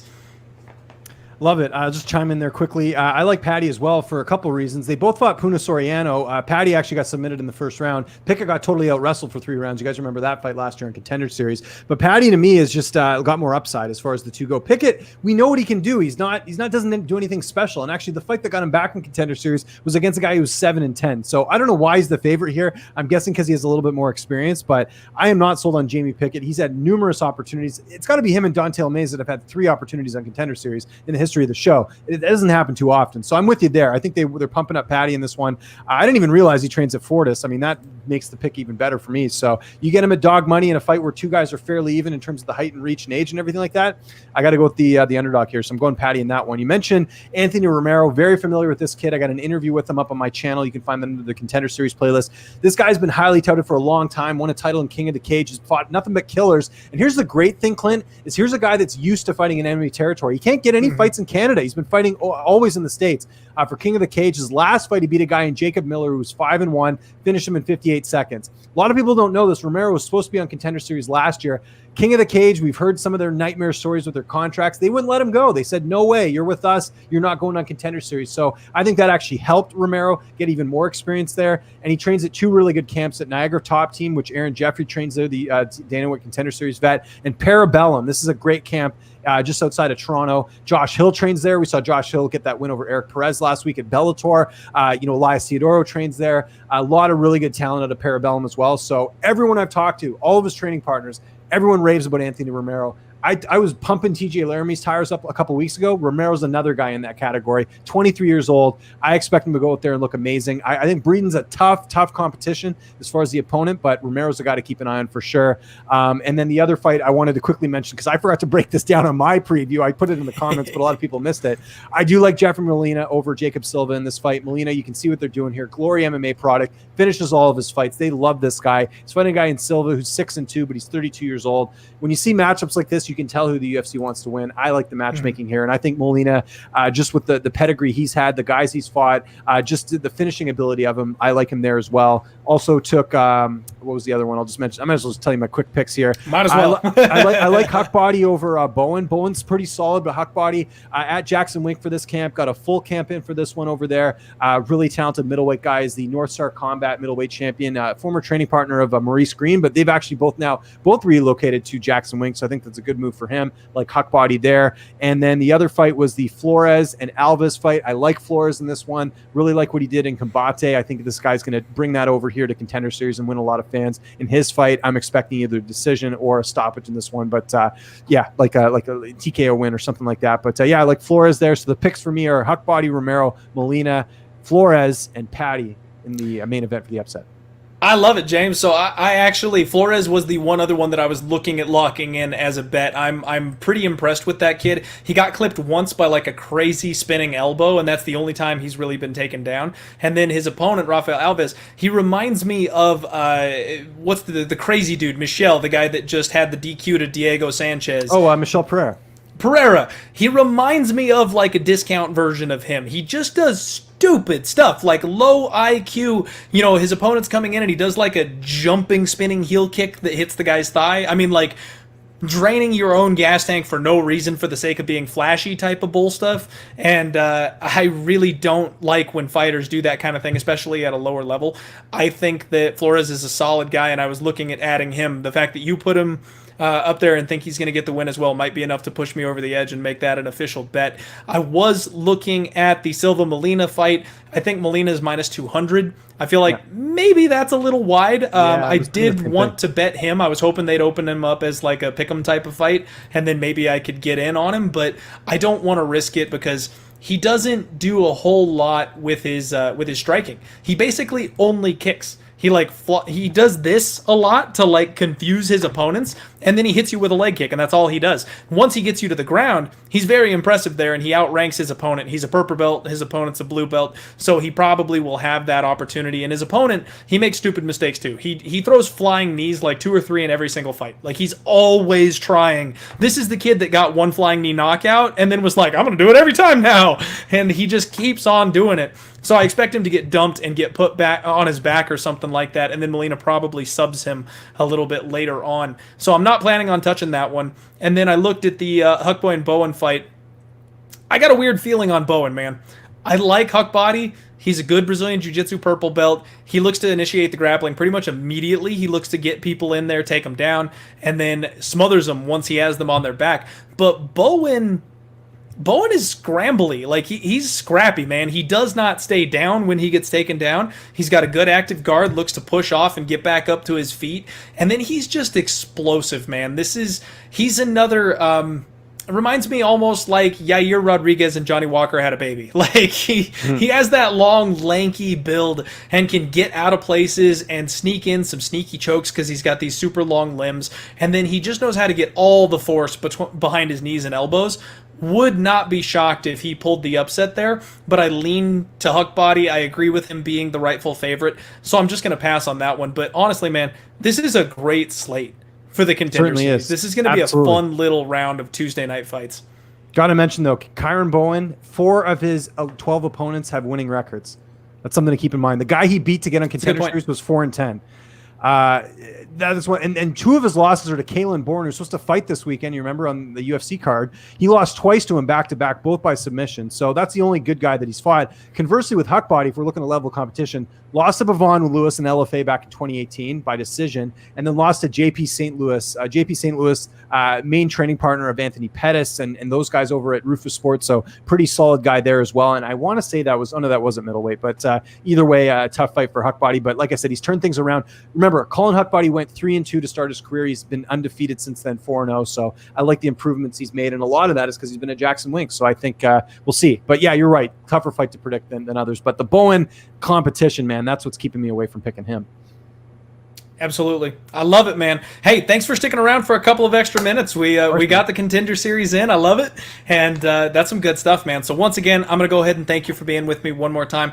Everybody, go out there, stay positive, be that positive light that you want other people to be for you, because if we spread the positivity here, it's going to get infectious, man. As soon as you give somebody a hug, you give them a pat on the back, tell them something nice about themselves, that makes their entire day. And if someone did that for you, it would make your entire day. And if we be the ones that start that movement, other people are going to see that we're happier people. You don't let the negativity in. You don't let it affect you. And when people see that you're happy no matter what, they start to wonder what you've got going on that they don't. So surround yourself with positive people that lift you up instead of tearing you down. Good luck on all your degenerate action this week. I need to check on the Islanders because I bet them tonight against the Flyers. We'll see how they're doing as soon as I jump off here. But good luck, everybody. I will see you live tomorrow with my boys Nick, Mo, and Guru to live stream Dana White's Tuesday Night Contender Series.